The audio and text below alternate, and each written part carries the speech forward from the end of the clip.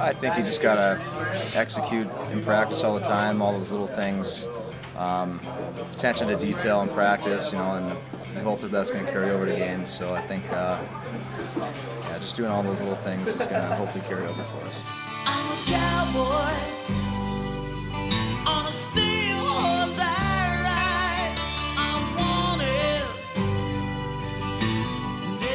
Alrighty, folks, welcome back to another episode over here at Live in 5, baby. Episode number 75 across your goddamn chin. Ozzo J. Swish, always on the pre-show over here at Live in 5, folks. But again, today we have a very special guest coming on, Mario Lamoureux, former captain at UND.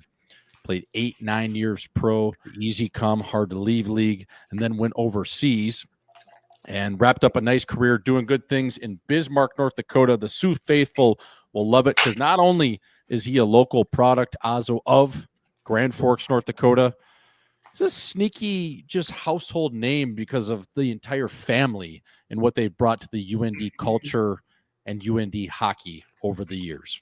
Yeah, we didn't really get into the family aspect like Jordo. I wanted to ask him, are you guys just born obsessed with hockey, or was that something your parents instilled in you, or how did that come to be? Because I don't think there's a single person with the last name Lamoureux that isn't fully indulged into hockey. Yeah, it's crazy. I mean, obviously the twins and what they did playing in 4 Olympic games, I believe it was. And then his brothers, Jocks, he played at Air Force. JP and Mario, obviously, at UND. The dad was a goaltender back in the day for the Sioux. And then PP Lamoureux, who decided to take the old Western Hockey League route, played in Red Deer. But if he would have went to college, he would have played at UND as well. So, yeah, the entire family, and Deadly got into it a little bit in terms of talking about himself, having a little bit of a screw loose. Like they're great people, but when that switch flips, like they could just pump some guy's eyes shut. Even the gals, those girls were nail guns. Oh yeah, you don't want to catch yourself in a ditch with them fighting. You don't have a great chance, especially if because if you fight in one of them, you're probably going to fight the rest of the family. It's not going to turn out good for you.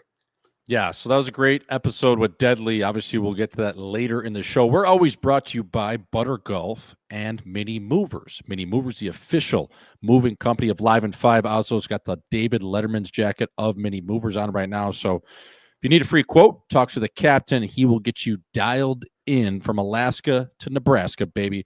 And always brought to you by Butter Golf. Butter Golf is the official merchandise apparel brand over here at Live in 5. Ozzo! At the top of the key, at the top of the bump, my friend. How is that fast going for you, fella? It's going well. Like yesterday, I think I'm on like what would I be on right now? I started. You would be like hour 40, I would say, because yeah, you I want to text say me I'm like hour 40 or something right now. Not too bad. I know tonight is going to be difficult, Jordo, just because I will be wanting some dinner. Honestly, one of the hardest parts is, I read you can't have nicotine, and I'm not doing the caffeine thing. So those two parts are what's killing me the most. It's not even really not eating. It's just like I want to have some caffeine in the morning, and I want to have some nicotine throughout the day. And without it, your life's a little bit different. But I'm doing well. Well, because you're a little already on edge because you haven't ate, and then you have those vices that you typically do, which could create, a little bit of a headache, especially when you just go cold turkey off the caffeine and nicotine, right? Because I was getting headaches just from not eating, and maybe a little bit of the caffeine, but yeah, those are just some added things you have to kind of shake through. I felt bad this morning in the office. I was a little irritated. Got a little pissed at some people, kind of snapped a little bit where I wouldn't have usually, but I kind of liked it. Sometimes you got to snap a little bit. Well, it keeps it interesting. Yeah, it keeps it interesting. And I'm usually a soft-spoken man. I don't yell at guys. I don't yell at employees. I don't go that route.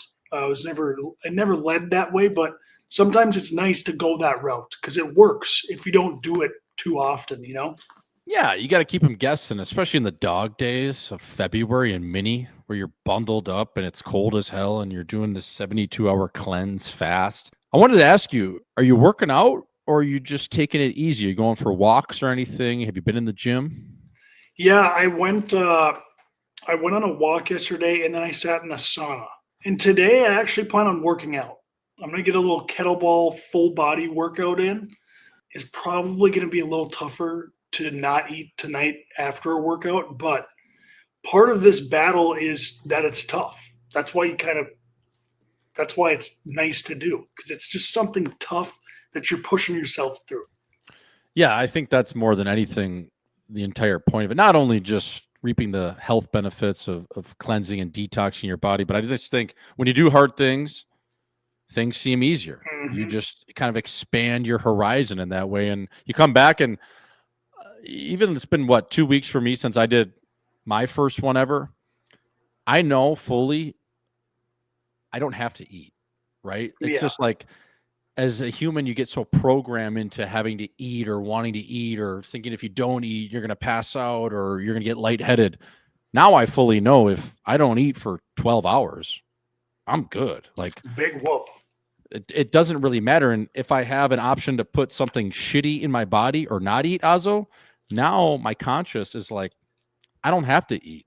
Like I'll just wait. I don't need the shitty airport meal. Yeah. I don't need a shitty snack, some processed beef jerky with a bunch of seed oil in it. Yeah. I can just wait it out. That's a good point. You know, when you're on those road trips or something, you're like, oh, we got to stop at a gas station. I'd better eat. No, you better not. Yeah. You don't have to eat that gas station chuck wagon or, you know, whatever you're going to get in there, the taquita, or I don't know what you're eating in there, but you don't need it. And I'll tell you this, you're actually better off not eating.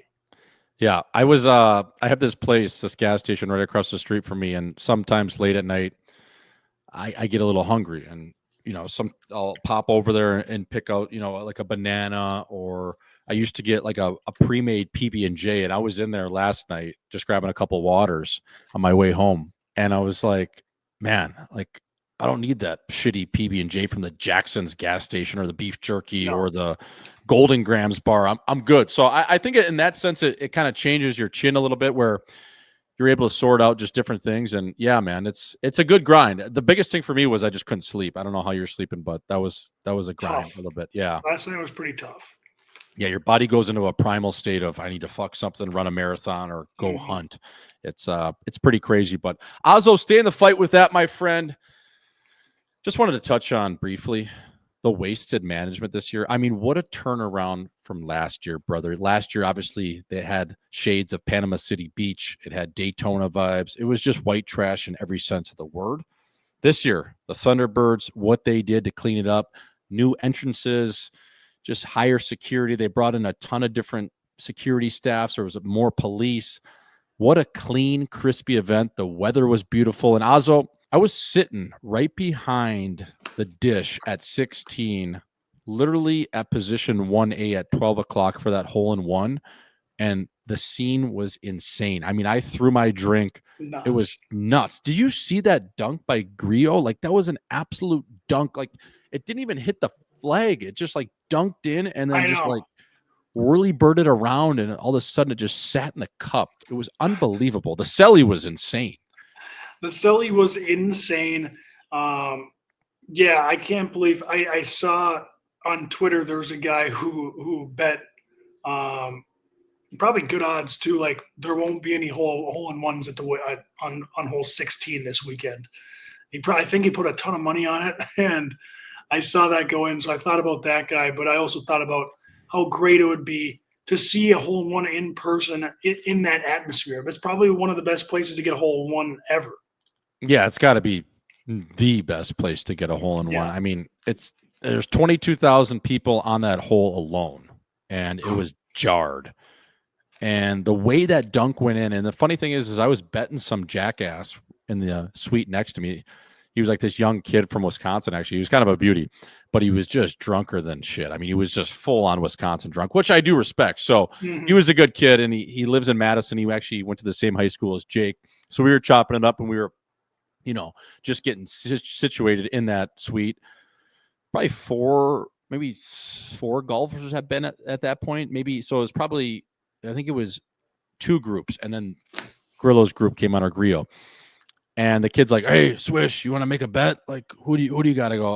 I'll take Camilo." He goes, "Okay."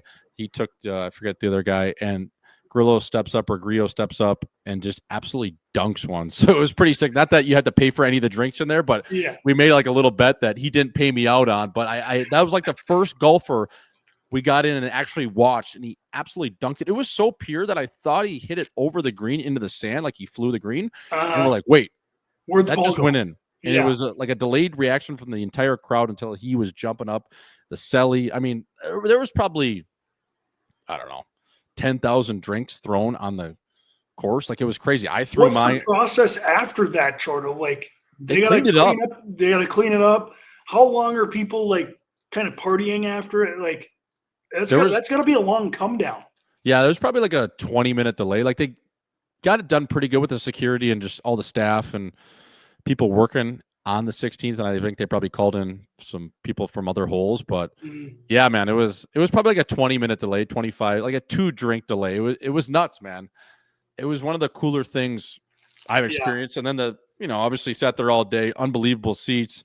Saw the big fella, Obi was in town. There was a couple other people. I mean, just the amount of trim walking around was insane. It was the highest clientele list I've ever seen at the Waste Management. And then to parlay that into the evening shift with Nickelback. Now, Nickelback, listen, they have 8 number 1 hits. We all know Nickelback. Nickelback was very prevalent in hockey locker rooms just because of the Canadian background and what guys like to listen to. And say what you want about those guys. Chad Granite Chin Kroger. I mean, the show he put on, Ozzo, like, they sound better live than they do in on a track. It was insane, man. They're so good. And like Photograph, This Afternoon, Rockstar, all those tunes are such bangers. And the way he commands the stage is probably the biggest thing I noticed. It was nuts, man. Yeah, I mean, it's just like I was saying, it's timeless music, dude. Like, that stuff was great when I was in high school and middle school, and I'll put it on right now, and it's still great. Like, it ain't getting old. And I honestly think I'll feel like that. I'll feel the same way when I'm 50, 60 years old, like, it's just that, it's that type of music. And yeah, I've never understood why people chirp them. I don't get it. They have just bangers, and they're legends, like some of their songs are, they fire you up. Like, obviously they're perfect locker room songs, but then they've got a couple other songs that, you can listen to on a pontoon while you're having a couple of beers in the summer. It's just, they've got some range. And yeah, they're one of the best bands, one of my favorite bands. And actually the first ever concert I ever went to was Nickelback. No way. Where was that at? It was at the Alaris Center in Grand Forks. That's sick. I was probably like 12 years old or something. Wow, that's sweet. Yeah, the pride of Hannah, Alberta, just a bunch of piss tanks from Alberta. And it's cool. They have all their original members of the band. And I thought the sickest thing, Ozzo, like you said, I mean, they got songs like This Is How You Remind Me. And they have Animals. Oh, that's a banger. And Chad and the whole crew up there is boozing the entire time. Like, he's got guys like their manager bringing them shots of whatever. And just how he talks up there too. It's so confident. It's almost like he could do stand-up comedy, or just the way he commands the entire room. You know how some people get up there, especially musicians, they just get up there and play their songs, and that's kind of it. These guys are running around.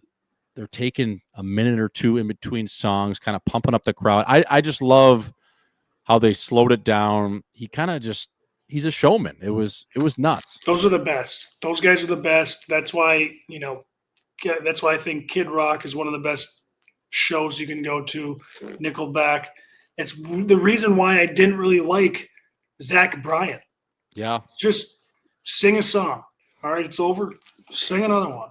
It's over. Sing another. It's like, give me a little show. I know you sing songs. I know they're good, but give me a little more than that. Yeah, like give me something. Give me 12 million like you were offering your ex skunk. Like give me a sheet for what we're doing. I'll pump your shows up for just give me $2 million. Isn't Zach Bryan's like 5'4", isn't he? Yeah. Yeah. I think he's that's gotta be why he's a little insecure, eh? Like Yeah. I heard that like some of those stories coming out, it seems he's a bit insecure. Right. And there's always two sides to the story, right? 100%. The chick. We've only heard one. We've only heard one. But if you're getting offered 12 bananas not to talk about a dude in your relationship, probably take the 12 is all I'm gonna say. Oh, yeah. That's a good amount of scratch there. That's a good healthy amount of scratch. But Ozzo, what a weekend it was down here, man. We ended that night. The day night doubleheader is tough because you had that downtime in between. We went over to DraftKings, chopped it up, had some shots, had some tequila. You fire it back up for the night. Actually saw Kami running around in a Forks hat. So shout out to Mike rocking the Live in 5 butter golf hat. That was pretty sick. That is sick. Because Kami's such an NHL guy. Does he still have a little bit of love for the University of North Dakota, Jordo? Like where he still respects Forks, or is it kind of all Calgary, Carolina for him? No, I think he does, man. I mean, he tries to get up there. He was up there for alumni weekend this past year. Mm-hmm. He's done his rounds in Forks. He loves Judy's. He loves getting up there. So no, I think he will always have that tie like everyone you played with, Ozzo. He won a national championship there. So he was a part of that 2000s team. So I think in that sense, he'll always. And he's still just absolutely loved in town. Yes. I mean, people love that guy.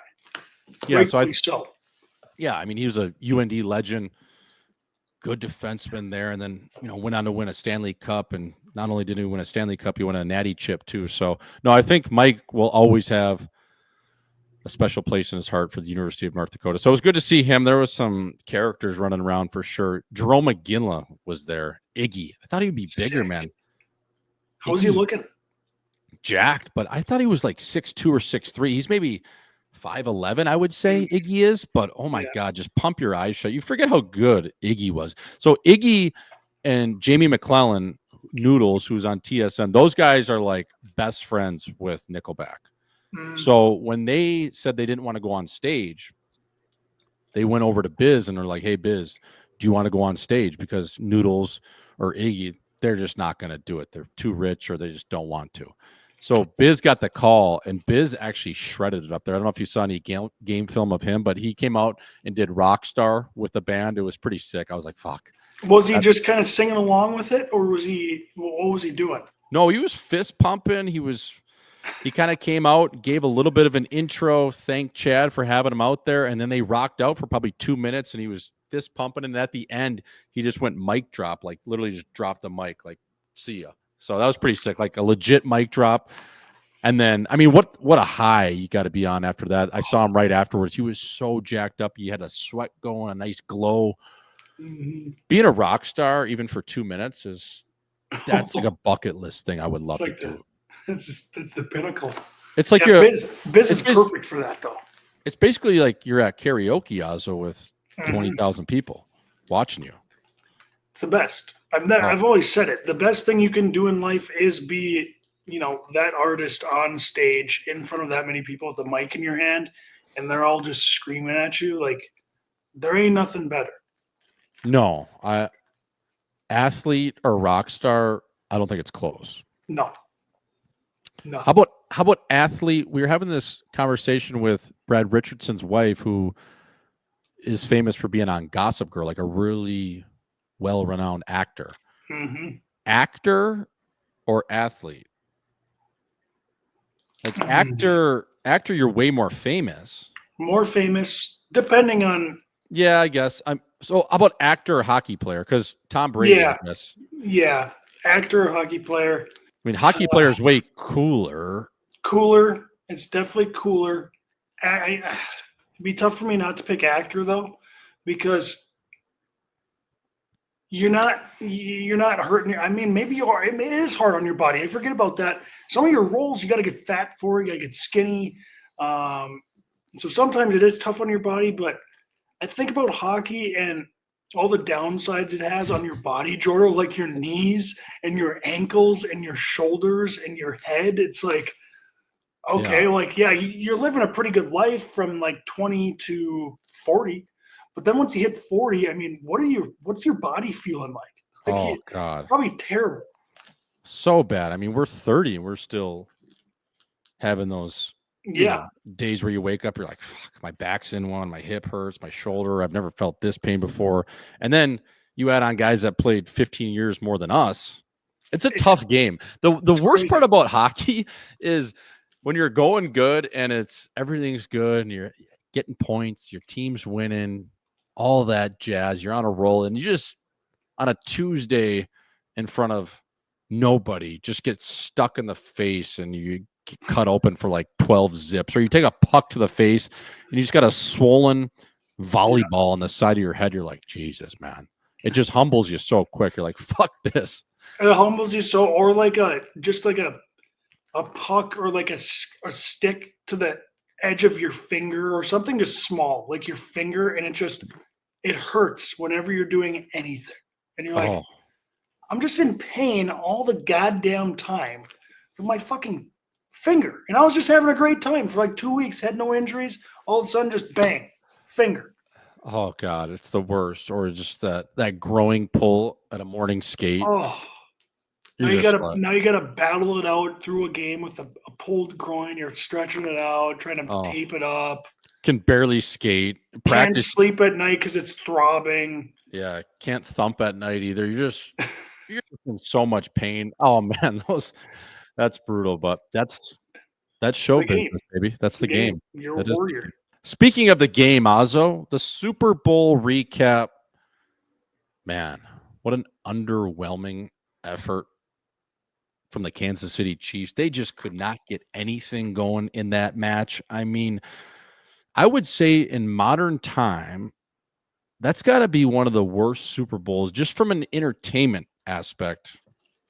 Mm-hmm. But I can really remember the Chiefs had no chance. I mean, the Eagles, wow. I mean, what a show they put on. I just thought their coverage downfield was almost even more impressive than how quickly they were getting to Patty Mahomes off the line. It seemed like he had no options ever. It seemed like there was 13 guys on the field on the defense.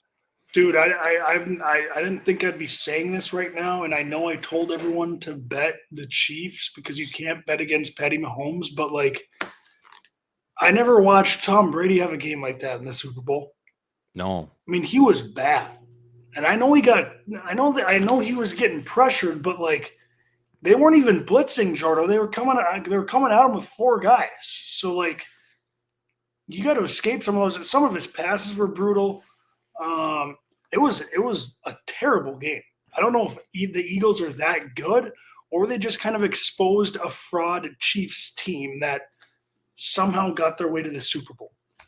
Did Patty Mahomes take a shot early in the game too? His head kind of got banged up a little bit. Maybe he got injured or something because he was like not himself. Right. I was thinking maybe he was conked or maybe he was out for a brief second and was just trying to battle because it just seemed, I mean, obviously he was off, but like to not get anything going until very late is just crazy to me. And I mean, listen, the Eagles played unbelievable.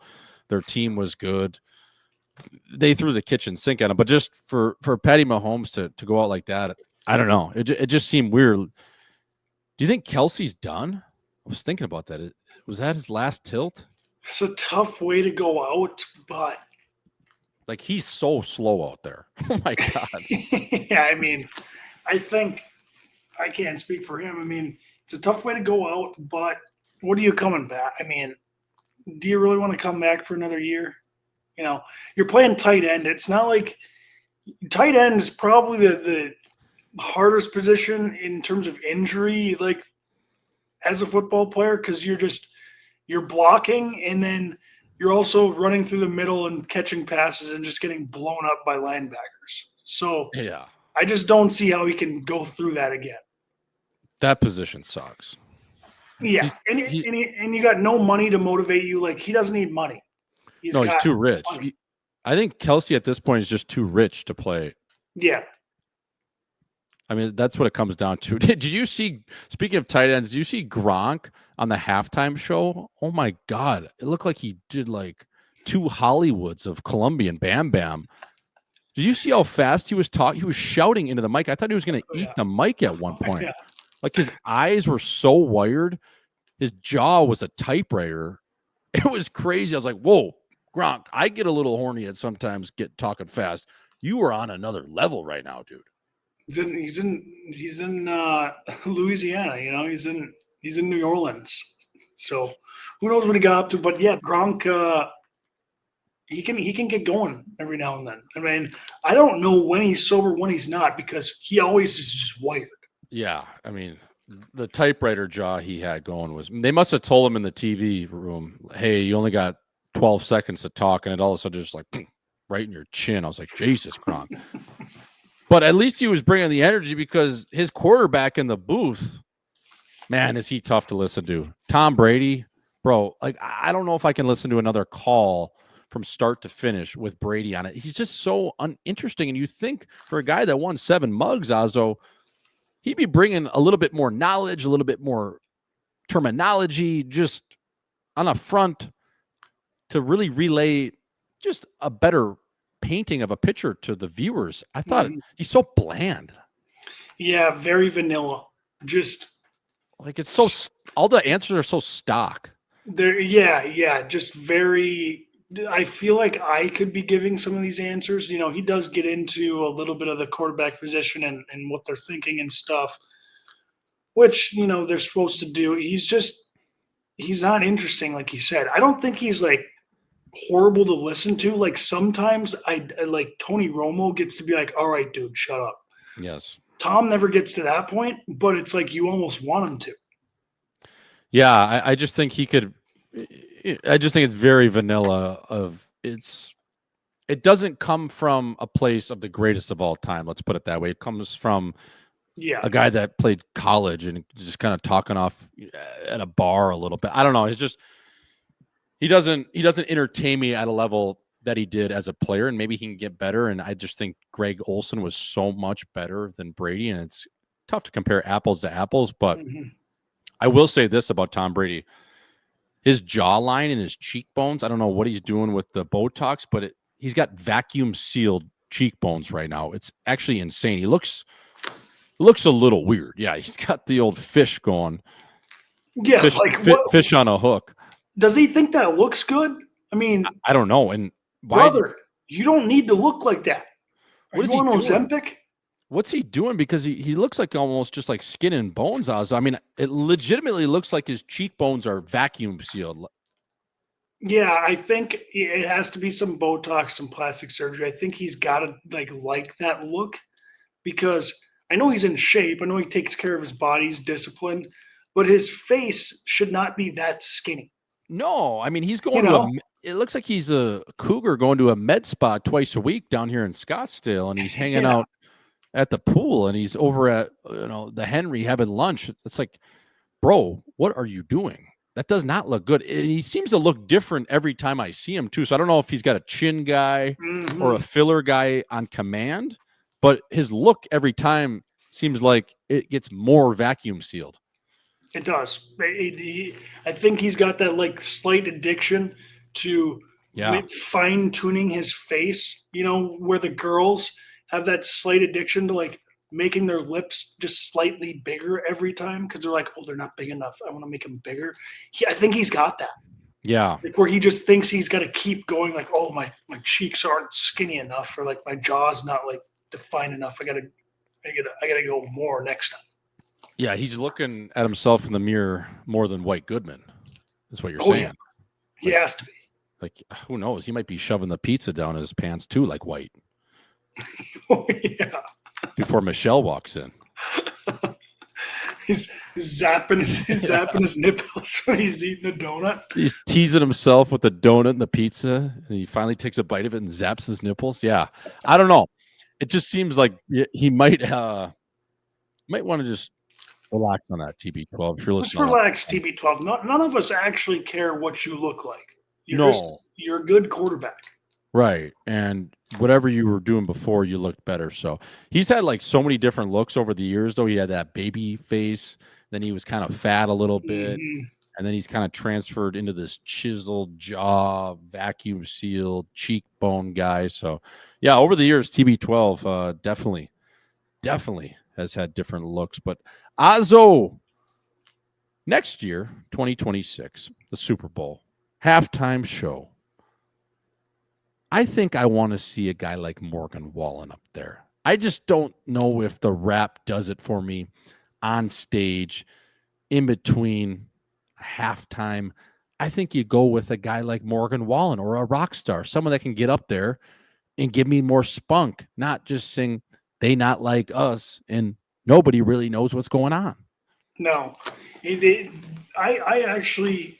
I thought it was a cool halftime show on TV, but the whole time we were sitting there thinking, Jordo, like, what does this look like in the stadium? It's got to look so dumb. Like he was just performing like it was a music video on TV. Yes. He did not care that I was in a stadium in front of a bunch of people, which I feel like you have to do both. You know, it can't just be for TV or the crowd. It's got to be both. And I think he just focused on the TV more. And yeah, you're right. I think it needs to be a rock star or a country music artist because give us something to sing along with. You know, everyone. Kendrick was a little too like deep for most viewers, I think. You know, because I know people are talking about, oh yeah, you know, it meant so much to the culture. You know, he was actually talking about this with that. It's like, well, none of us care what he's talking about in the culture. We just want to hear some good music. We don't need like some life lesson on American history and how whatever. Just give us some music. Right. It doesn't have to be related back to Trump or politics. It's like you put Trump in a body bag. I'm listening there. I'm dead sober on a Sunday. I'm a little hung, but I'm like, what? We just want to listen to good music, Ozzy. Like, this is the one day. This is our fucking day. This is America's day. This is the goddamn Super Bowl. We don't need any political stances. And there always will be people online saying whatever, but just give me some good music, man. Give me some sing-alongs. I think the biggest thing, Ozzo, for me, if I was in that stadium, I would want some sing-alongs. And I don't know if I could vibe out to Kendrick and get down that way. I wish he would have played some of his older stuff. But say you got Wallen up there. I mean, come on. Oh, you're banging out. Everyone in their living room. In their living room, they're banging out. It's not like Kendrick's not really an artist you can listen to and like, you know, groove to unless you're in your car or like in a club maybe, but like I don't know. In the club for sure. Yeah, and then if you got Carcella going on, which is Coachella but in your car, Carcella, yeah, for sure. I mean, you get the bass going and you could bump out to that just for just chilling at your lunch break or whatever, smoking a spliff. But yeah, I just think with Wallen or someone when you're in there and then even on TV and country is so in right now, by the way. Country is hot. Like country's like that new hot chick that everyone like myself is wearing real tree camo. Now this phase for people will get phased out eventually because that's just how life goes and trends. But country right now is in and it's hot. It's hot. If Wallen gets up there, Jordo, I love the surprise appearances from other artists during the Super Bowl. So like you got Post Malone coming up with them. You got probably Luke Combs coming up with them. You got who else? You could bring Little Dirk in too and go whiskey, won't you go away? I mean, you got options, you know. Yeah. So that would have been all time. I know we're just a couple, Midwestern white dudes asking for country, which is funny, but I do think it would have been more popular. Yeah, and by the way, it's not Little Dirk. He's in jail. It's Moneybag EO. Yeah. That whiskey. Little Dirk, I thought I knew he was in jail. Free Dirk, by the way. Free Dirk. Azo, let's move over to some hockey, man. Let's talk about the Four Nations. We've been talking about it, it seems like, for 6 months now or whenever they released it. But this tournament is finally going to happen. I'm going up there tomorrow. As the people will hear this on Thursday, I will be on the chin of Montreal, French Canada, folks. And I'm going to take in that USA-Canada game with the Missing Curfew boys on Saturday. It was so funny, as I was talking to Obi, and I'm like, fella, what are we doing? What's the itinerary? Are we going to go to Finland, Sweden, the first game on Saturday? Because, we're getting in Thursday night, Friday. Who knows what we'll get up to. And then Saturday, we might as well catch the matinee. And all he responds to me was, we'll watch it at the bar, eh? just all right. So we're going up for one match. So USA, Canada, Saturday night tonight. The people will hear this tomorrow, but it is kicking off tonight. Mm-hmm. What do we think about this tournament? I mean, we've talked about it. We've had mixed emotions. It does seem, though, like USA, at least Matty Tkachuk, he's out for blood. And those autistic Canadian guys like McDavid are going to be juiced up too, and McKinnon. Like, they're so hyper-focused on hockey. And I think being in Canada to start, Ozzo, it gets heightened a little bit because that's all you see on TV. Oh, yeah. Here's the end of the day, yeah. I do think these guys probably care a little bit more about winning their NHL season this year than this tournament, but they're all competitors, man. And when you put the best up against the best, these guys all have pride. They got ego. They don't want to let the other team beat them. And that's just what it's going to come down to. I mean, they might not be coming into these games. Well, I think some of the guys are, but some of the guys might not be coming into these games like, oh, this is life or death. But once the puck drops, I think they're going to be putting each other's chins up against the glass. Yes. They're going to be buzzing around playing as hard as they can. I have no doubt in that. I think it would be too hard not to, Jordo. You have to, especially when you're wearing those jerseys and you're representing a country. I mean, it's just, you're flying around out there. Oh, it's going to be unbelievable. We had big Walt Tkachuk on Missing Curfew that'll drop on Friday. And we were talking a little bit about just the 96 World Cup and how intense those games were. And I don't know if you remember the highlight of Walt and Adam Foote, but it was literally like a Star Wars lightsaber fight.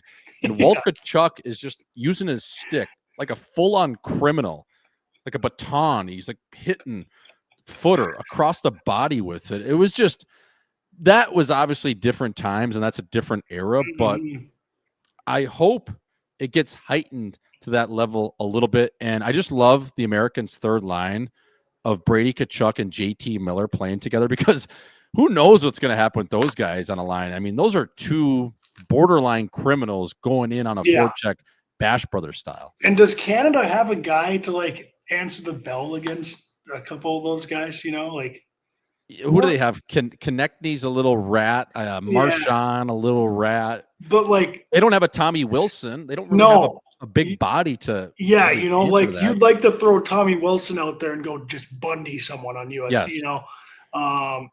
Yes. Dude, all I can think about, Jordan, watching this and thinking about this tournament is how much I fucking miss Russia. God, the sickest team. How sick would Russia be in this tournament? They'd be nasty. They're my favorite team to watch in the World Juniors if they're there. The Olympics. Russian hockey, and we've preached about this for over a year now once this tournament came out.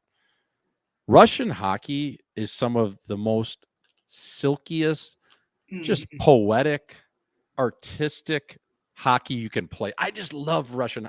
There's so much skill, and oh man, it's unbelievable, isn't it? It's the best brand of hockey as far as I'm concerned. It is. It's like skilled, but they're also like they're hard. They play hard too. Yes, and they're a little greasy, obviously. Yeah, they're like greasy. I don't know how to explain it, but it is the coolest style of hockey I've seen for sure. It's just so skilled, kind of a little messy out there. Yes, don't you?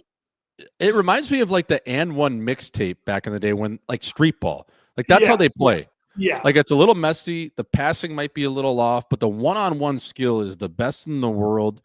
And there's no system to it. No, they don't even know what they're doing. They're just guy over there. I'll take a one-timer here. I'll fucking hammer this guy out of nowhere. Yes. And I'll shake. It's just, you never know what's going to come next. There's no plan, but it works out. It's crazy because there's legitimately no system, and that includes their D zone either. It's like a fire drill in the D zone, and then once they get the puck, the forwards just take off down the ice, and they're expected to make a pass or somehow get it up to him, and then it's all of a sudden it's like Harlem Globetrotters, man. Oh yeah. And then you'll have a guy like Malkin who hasn't touched anyone in 2 periods, reverse hit a guy and absolutely dummy him, and you're like, oh yeah, whoa! I forgot how strong he was.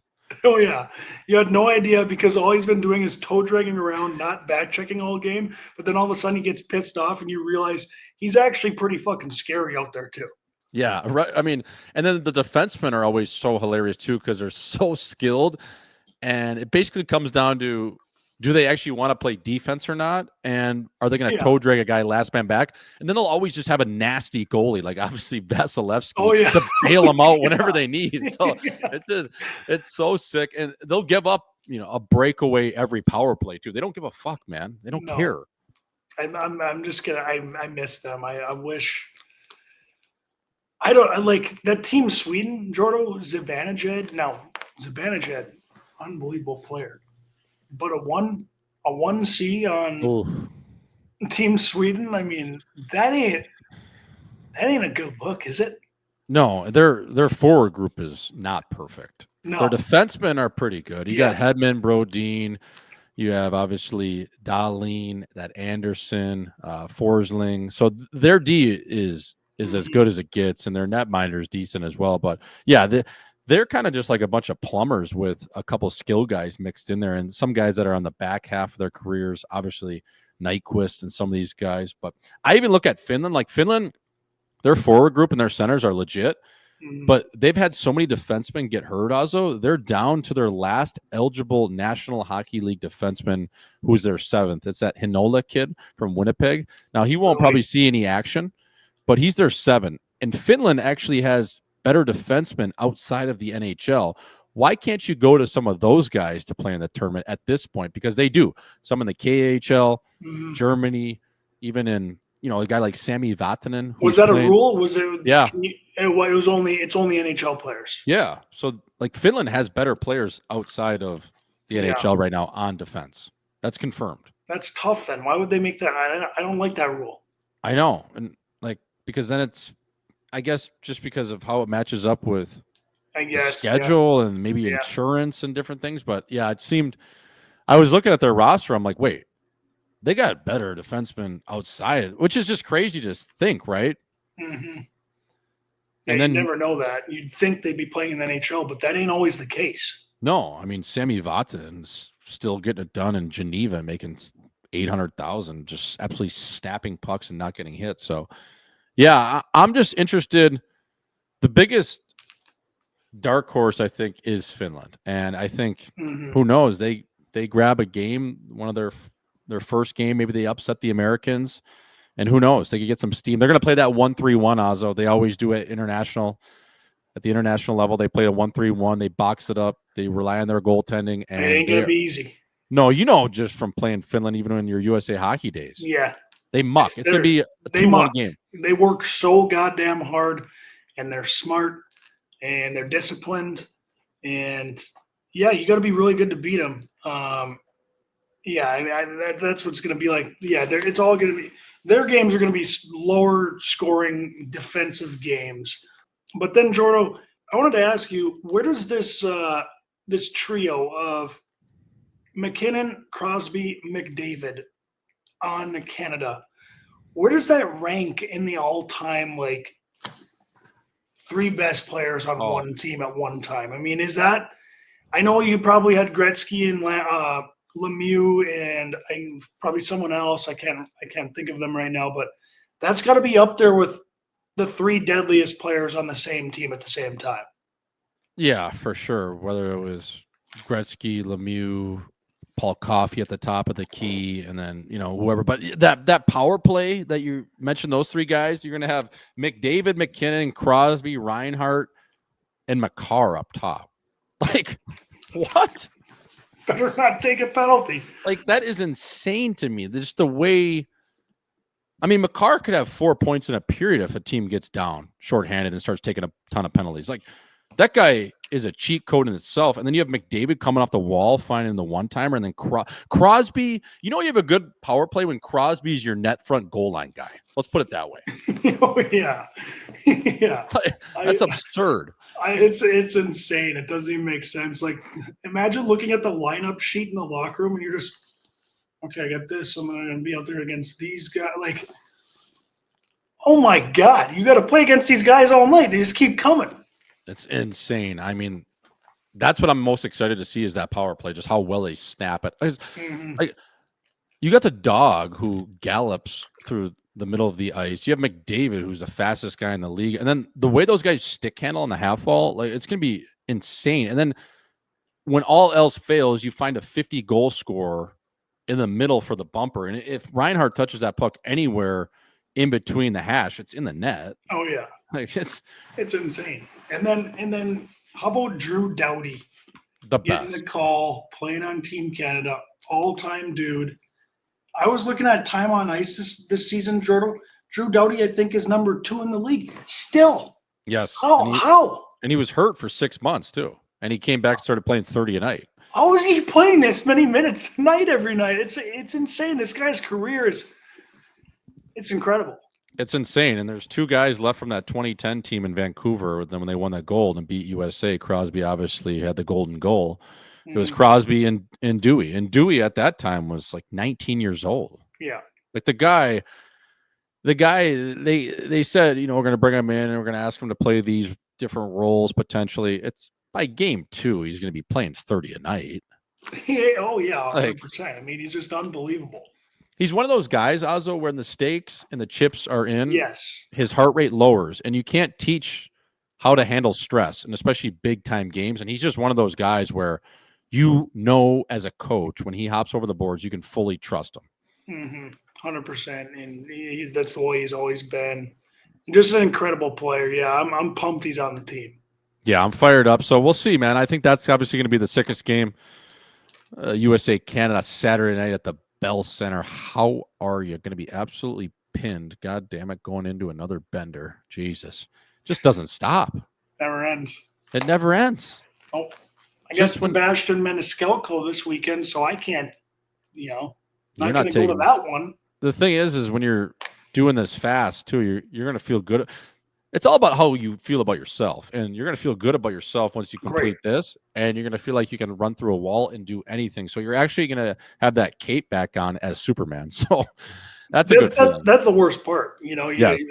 That's like sometimes, when you're going to go out on a Saturday, that for a fact, and then you're really smart on Friday, and you work out, eat healthy, go to sleep early on that Friday. Your Saturday, you're almost worse off than if you would have boozed Friday night, because you're going to floor it so goddamn hard on Saturday, knowing that you were disciplined on Friday. It's give and take there. That's, you're going on a runner. Yeah. You just know you're going on a runner. Is what it is. Ozzo, I wanted to go to this week's one hitter with the captain, my friend. And this week's one hitter, in light of the beef, in light of the Super Bowl, Drake or Kendrick, fella? That's tough. I feel like I like Kendrick's vibe more, but Drake's got better tunes. I think I'm going to go Drake, but that is kind of weird to say, because if Kendrick's real, if Kendrick's Not Like Us song is true, I don't want to be a pedophile fan.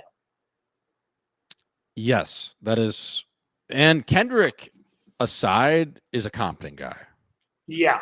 Kendrick is a rap battler. He made it out the mud. Drake, Canadian, light skin, white mom, nothing wrong with that. We got white moms over here, but he ain't ghetto like that. He ain't had to fend for his life. He ain't worried where the next meal was coming from. It just wasn't like that. And Kendrick, obviously way more sandpaper, but if you're looking at just bangers, I don't know. It's tough. It's tough not to take Drizzy. And if that's actually true about They Not Like Us, and that one video that Drake posted with all those like 17-year-old girls singing, bend that ass ho, make that coochie breathe. That was in Australia, and I was trying to find that video the other day. He took it down, so that's kind of like a little weird, no? Yeah, it's weird. That's really weird. I don't know how much he's going to sue the NFL and Kendrick for saying that on the Super Bowl halftime show, but yeah, man. Kendrick had some of his songs though back in the day, back in my high school day. Good Kid, Mad City album. Oh, those songs are unbelievable. Yeah. So I don't know. It's That's just close. hard. What are you going with? I mean, pedophile rumors aside, I just you have to give it to Drizzy. Like, Yeah, just banger after banger. I mean, the guy there's is too many. there's just too many, and he's just so silky on the beat. So yeah, I got to go with Drizzy on that one for sure. Ozzo going to slide it over to the People's Insider Term of the Week, and the People's Term of the Week is chin. Now, Ozzo, a lot of people have been asking me, what does chin mean? Why do you put chin on these hats? I thought it was pretty self-explanatory, but let me break it down for you here. So when I say chin, it is obviously referring to your chin. And the biggest thing about keeping your chin in line is keeping it tucked, because you never want to give away or expose your chin, especially when you're in a public setting, at a bar, walking around in public. You always have to keep your chin tucked, maybe even inside of your collar, because you don't want to get tagged on the button. And having a granite chin is one of the biggest things you could ever have in life. Now, you boxers talk about it. UFC fighters talk about it. Finding the chin on someone else so you can tag them and drop them. You never want to give up your chin. You also never want to have your chin get soft. Now, that could relate to life. A guy with a soft chin, well, he probably isn't able to get in the trenches. He's probably not able to stay out at the bar past the 10 p.m. hour. He's probably not ever found himself in a situation where he's really had to fucking battle and be just a nail gun. So when you are a nail gun, relating back to the chin, you have a granite chin, and that chin always stays tucked because, again, you don't want to give it up. And also, you need to be able to take some shots on that chin. So finding the chin, having a granite chin, Ozzo, I want you to weigh on it a little bit too. 100%. I mean, you touched on it. If you got a granite chin, your chances are you're a foxhole guy too. You know, if you got a good chin, you know, and I relate this back to Jordo when we kind of figured out that all these nail guns in hockey are legends. Like, you meet all of them, all the toughest guys with the granite chins. They're all legends, you know, they're just great dudes. So then that's when you start to associate some of the best dudes you've met with having a granite chin too, because he's just good shit, you know? Yes. So it can go that way. And if you got a soft chin, it's chances are you're soft. You could get beat up easily. People don't really like you. It's not a good thing. So no. if you got a soft chin, maybe try to change some things up in your lifestyle. You know, there's certain things you can do to help yourself out to get a harder chin. But yeah, I mean, some of them are lost though, Jordan. If you get a soft chin, you got one for the rest of your life. You're just lost. Yeah, and it goes beyond the ice. It goes beyond the field, whatever you're playing. It's just a more of a way to live your life is to have a granite chin. So, folks, always keep it tucked, and also throwing hard with a granite chin. It's as good as it gets, folks. So that is the People's Term of the Week. Ozzo, lastly, before we send it over to our deadly conversation with Mario Deadly Lamoureux, we have one thing left to do, and that is give away our nail gun of the week. Do you have a nail gun, my friend? My nail gun of the week. I was thinking if this was nail gun or not. But it's going to be Serena Williams' husband.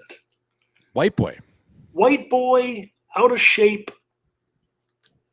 His wife is on the stage, or I think they're married, right? Yeah, they are. I think so, yeah, or at least on the dating. stage dancing because she once dated Drake.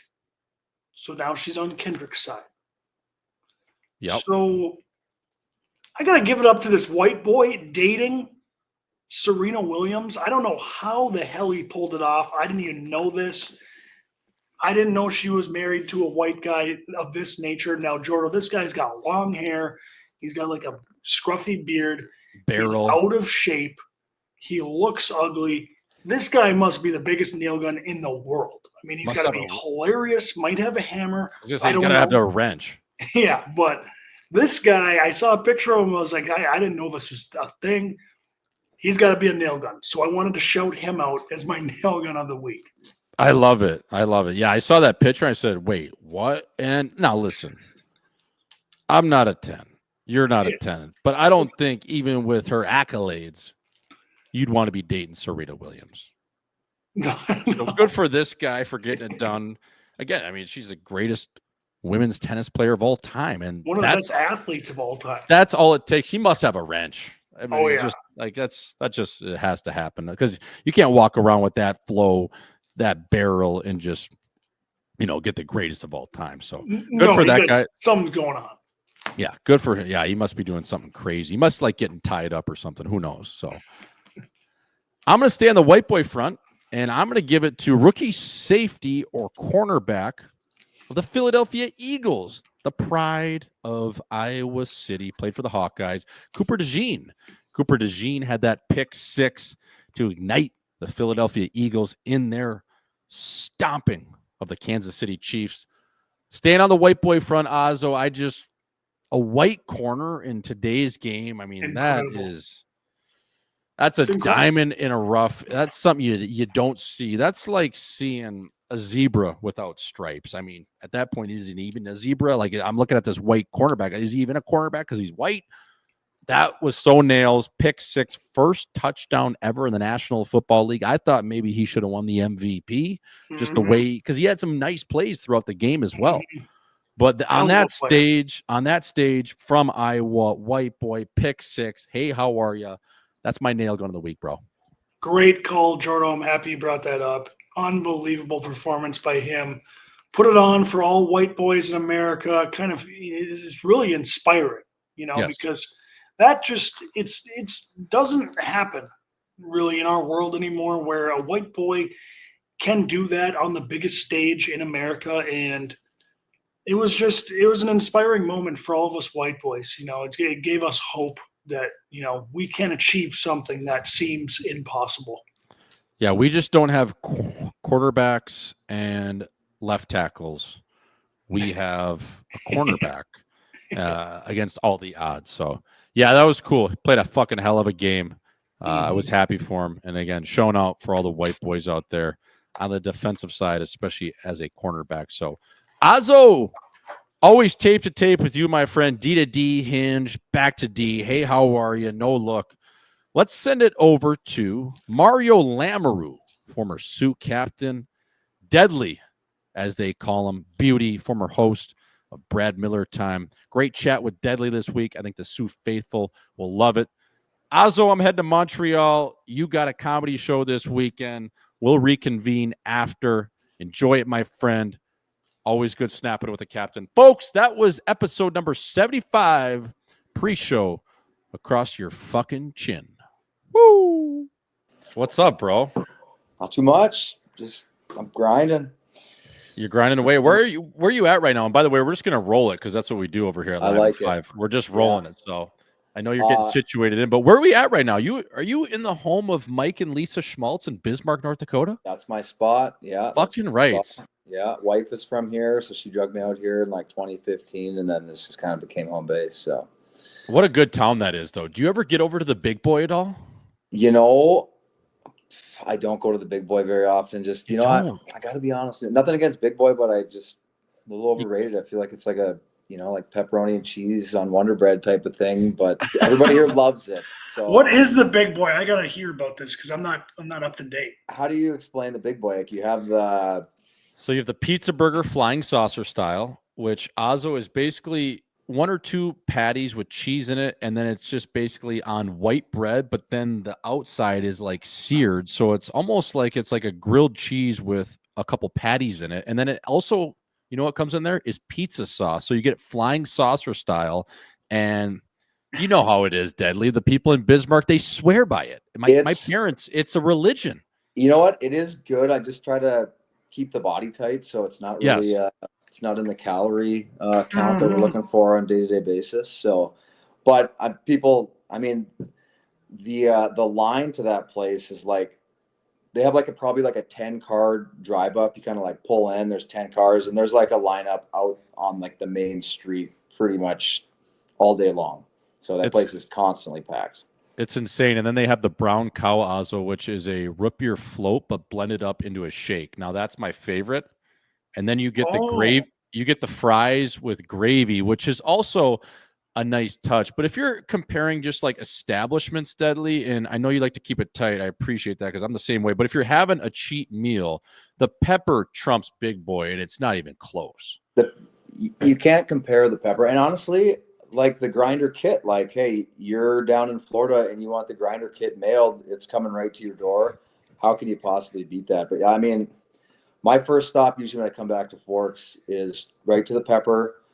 And I will say I'm disappointed about this. Like the white sauce used to be like readily available just to pass around at the red pepper, but they tightened it up. That's why we can't have nice things, Mar. It's why we can't have nice things. People You know take what? advantage of it. They're stealing it. Now we don't get it. They took it, and now you got to pay a little extra for it, which is not a big deal. I'm happy to support the cause, but you know, the white sauce over pepper, probably not good for you at all, but they have tightened it up, eh? We might have to talk to old Jeffy Tillman. Hey, fella, Yeah, they don't like, have you the used a to la have the carte. bottles out there. You could just drench it, maybe take one home, put it in your wife's purse. But now well, it's like that's the problem is like people would come and they take the whole bottle and take it home. They probably return the bottle yes, at some point, but like how many bottles can you have floating around Grand Forks before you're just like, you know what, I can't, it's not on the budget anymore. That's so true. That's so true. Yeah, man. Now you got to get the little side, like the nacho cheese kind of containers. Just times are changing, Deadly, especially at the pepper. But no, we want to thank you for coming on, brother. Like, if we're taking it back to when I started watching you play, obviously you were a little bit before our time, but Deadly, you used to be so funny on Brad Miller time. And I just wanted to ask you, like, how did you guys get your dry sense of humor?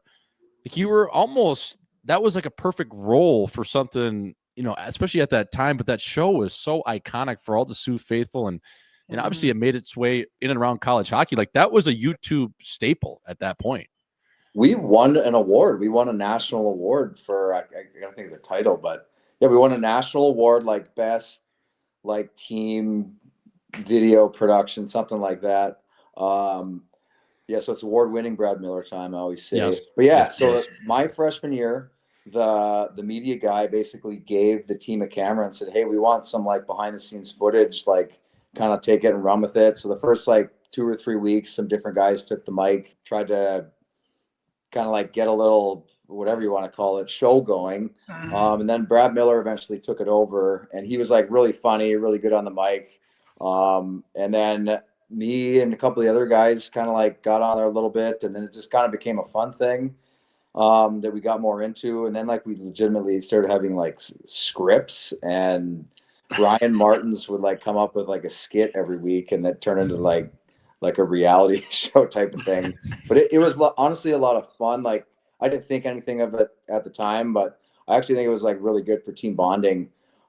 Get to see the creativeness from some of the guys, and I think it probably made a team a little bit closer. So I kind of liked it from the team aspect. And then like we did it the following years, and I was like, well, this is a good way to get like young guys maybe incorporated into the team a little bit and feel welcome, feel comfortable.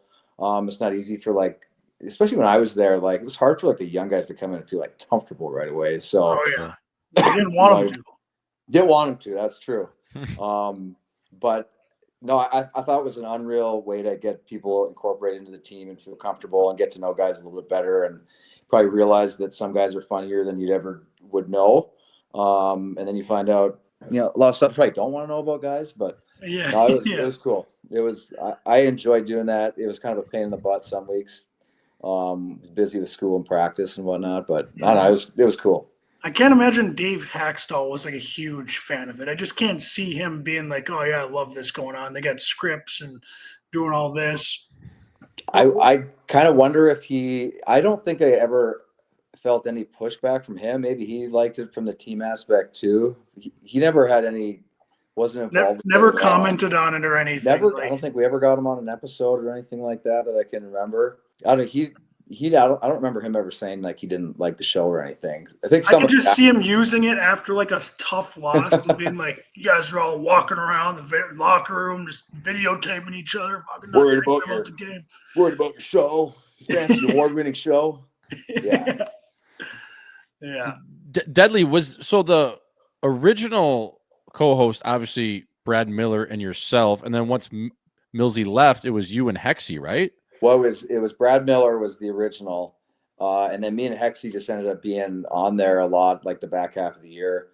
And then the next year, we're like, well, what are we gonna keep doing this? And then me and Hexy just kind of like took it on and just started kind of like splitting the episodes back and forth, trying to figure out what to do. We had like a couple themes, like the Halloween episode and Christmas episode. So I don't know, just some of those different things. Yeah, some of them were probably brutal. Some of them were brutal, not probably. Some of them were bad, but we just tried to run with it and yeah got it started. If I remember correctly, I think you tried to not mimic, but like try to do something similar when you were in junior. I remember seeing a couple videos. Yes. Yeah. And got it going. So like maybe Brad Miller time was the start of your broadcasting career. 100%. Yeah. I had a show called Bardeezy Basement Live where we would just do the dumbest shit of all time. We'd actually didn't even have a camera because no one could afford one. So we'd bring in a laptop to like random places, like sit down at a Perkins and just roll out like GarageBand or iMovie and just put it on a table, or we'd be like in the bike section at a Walmart and we'd be like biking down and we have one guy filming. So it kind of honestly inspired me. And the one episode that did for sure was when you guys had Andy McWilliam and Matt Green on Hawk and Animal. I still watch to this day, Mario. That was an iconic episode. Matt Green, I mean, he'll never want a camera on him ever again, but the fact that you guys were able to get him in there, like he was so good. It was legendary because like me and Brett, and I think like when Millsy had it, like we're always trying to like kind of be the funny person on there a little bit. Yep. Sometimes the guests aren't always funny, but like we just pretty much gave the mic to Greeny and he just ran with it. And like, we had no idea, like we're trying to maybe prompt, like, what do you think, Matt, on this? And he just like took it, and I couldn't believe how like creative he was with the one episode. It was just hilarious. But like, he's probably one of the funniest, coolest guys that I've ever met in hockey. But like, such a good guy. He's pretty much what Sioux. He was a real Sioux guy. Yeah. He was a man's man, as they might say. Yeah, 100% he was. Yeah, I just remember him taking around Andy McWilliam, like telling him like what he's got to do in the weight room, and then you know what I mean, just like different things like that whole like. And was that like one take, or would you guys roll it, or would just roll the tape and just whatever you came up with? We would just roll it. Yeah, especially the Green episode. Like I don't think we ever did retakes. It's just like whatever happens is going to happen. I tried to prepare maybe a little bit, but yeah, honestly, we didn't really care what ended up happening. There was no expectation or anything. We were just hoping to get something out every week so people weren't pissed at us. If we didn't get an episode out, there was a couple times we missed a couple weeks. I'd have like these 55-year-old middle-aged women being like, "What happened to the Brad Miller time episode this week?" And be like, that was way more known for being the Brad Miller time guy to like the middle-aged women than playing hockey. So, but it was cool, fun. Yeah, you're rolling into Speedway on a Wednesday just trying to get a jalapeno popper burger, and all of a sudden you're getting chirped by all the locals sitting in there drinking Busch Lights. Like, when's that Miller time coming out? Come on, Mario, you got to get around to it. I know, but yeah, that was like, hey, usually you walk around Grand Forks like, oh yeah, that guy plays for the Sioux team, and I was like, oh, that's the Brad Miller time guy. So yeah, oh yeah, that's how I'm known walking around the Ralph now. They don't even know I played there. I don't think they're just like, oh, you're that podcast guy, Husbands Live in 5. Yeah, that's me. I'm just a huge fan of the team. I'm a stalker. That's me. Yeah. Deadly, who did you fight when you were at Nodak and you were the captain, or maybe it was a year before? It was Turge. That picture in the Ralph is iconic. Every time you'd walk down below and you'd see that, just you shed the mitts. That was at the Ralph, wasn't it? Mm-hmm. Yeah. So Tony's Turgeon's from Grand Forks too. He was a year younger than me growing up, played with my sisters. But yeah, really tough guy. Like a lot of people thought there was like personal beef with us, but like I don't have no problem at all. Our team had kind of been not playing very well for a few weeks, and we had a really good team.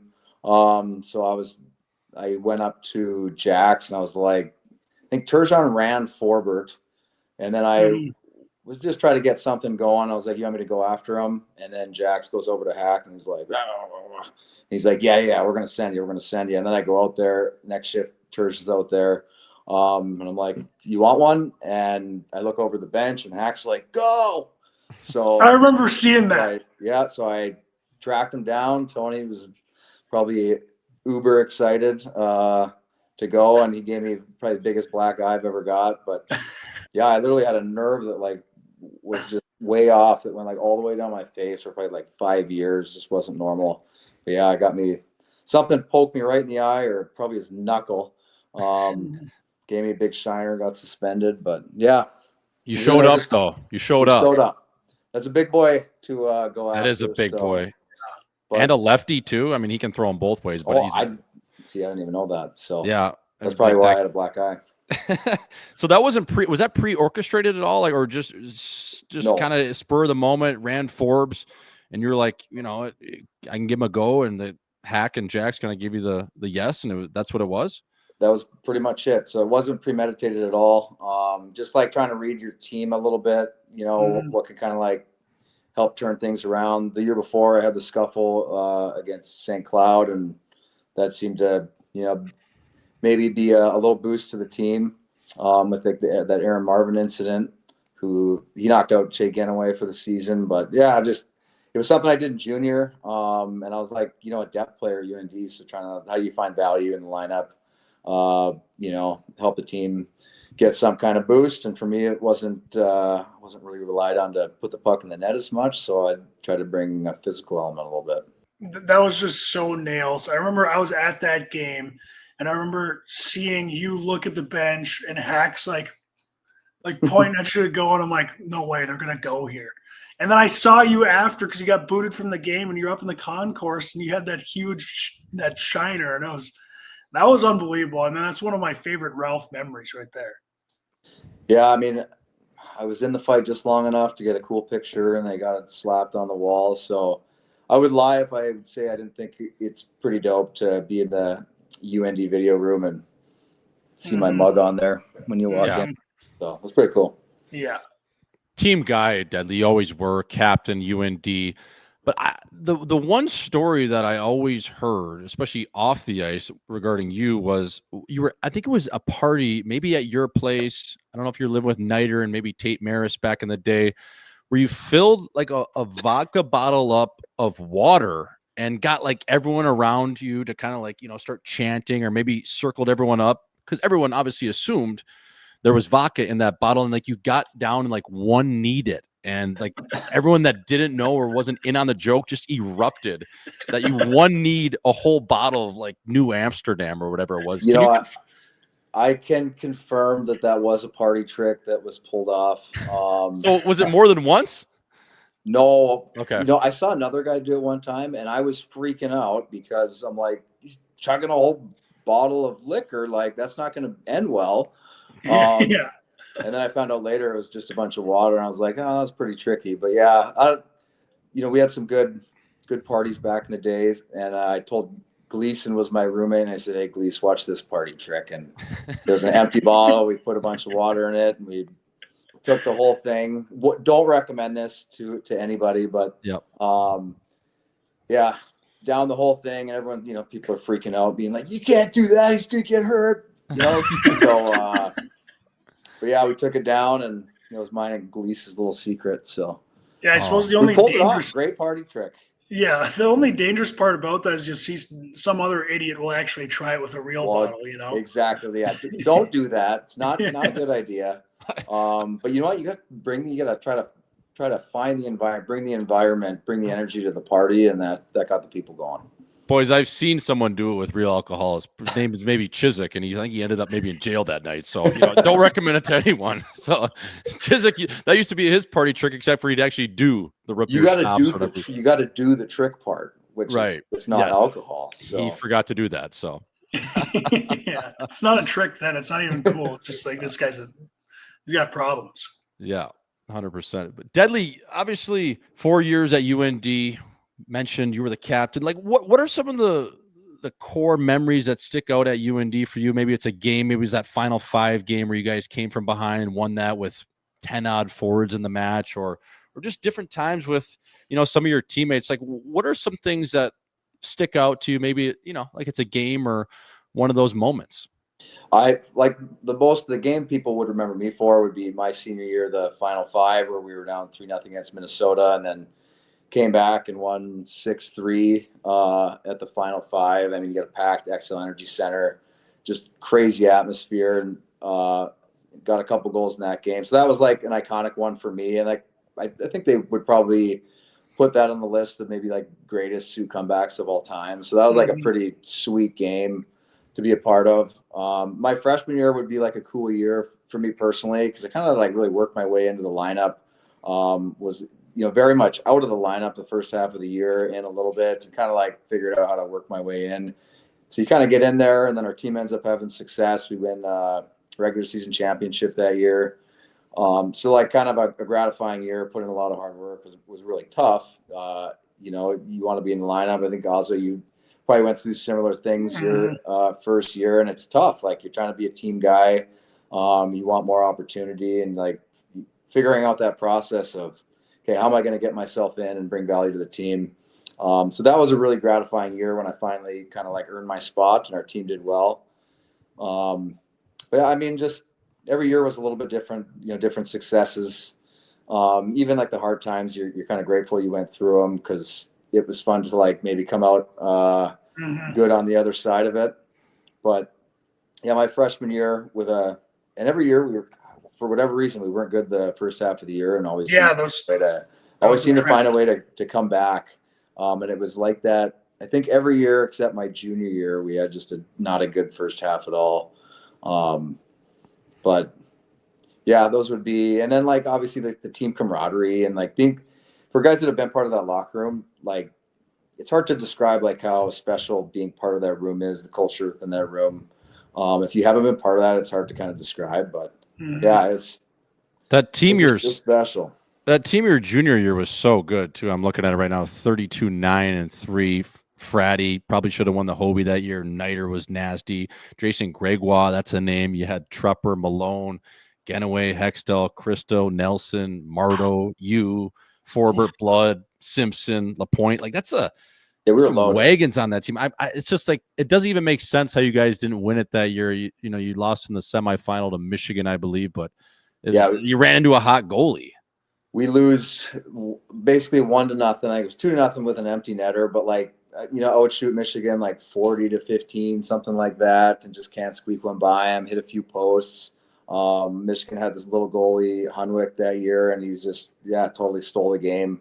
That one was tough to soak, because Duluth ended up winning that year, and we kind of like we beat up on them pretty good in all the matchups we had against them. So it was kind of felt like that was our year to win. But man, you get a 1-game shot and you get a bad bounce and play a hot goalie, and boom, you're done, lose. So that's I feel like the UND teams were really built to win like a 7-game series. We're always big and physical, and I think if we played any of the years I was there, you play most of those teams in a 7-game series, you probably were winning most of those. So yeah, that one probably stung the most, because that was probably our year to really win one.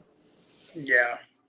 Still makes me sick. It's kind of. What were you thinking when you leave North Dakota? Obviously, you get treated like an NHL team, and then you find yourself going to the coast. Like, you lit it up in the coast, but were you thinking like, "Fuck, is this what pro hockey's about? Like, can I, you know, was it like even like for me when I left and I, you know, after my junior year, Dudley, I thought maybe I'd get some games in the NHL for sure, maybe challenge for the team. Then I got to the A, and I'm like, this is pro hockey. Like, what's going on here? Like, no filet after the game. We're not taking charter birds. Like, what's going on? Oh yeah, you're putting your $12 in for your burger after the game. Yeah, yes. It was my intro to pro hockey was like kind of crazy.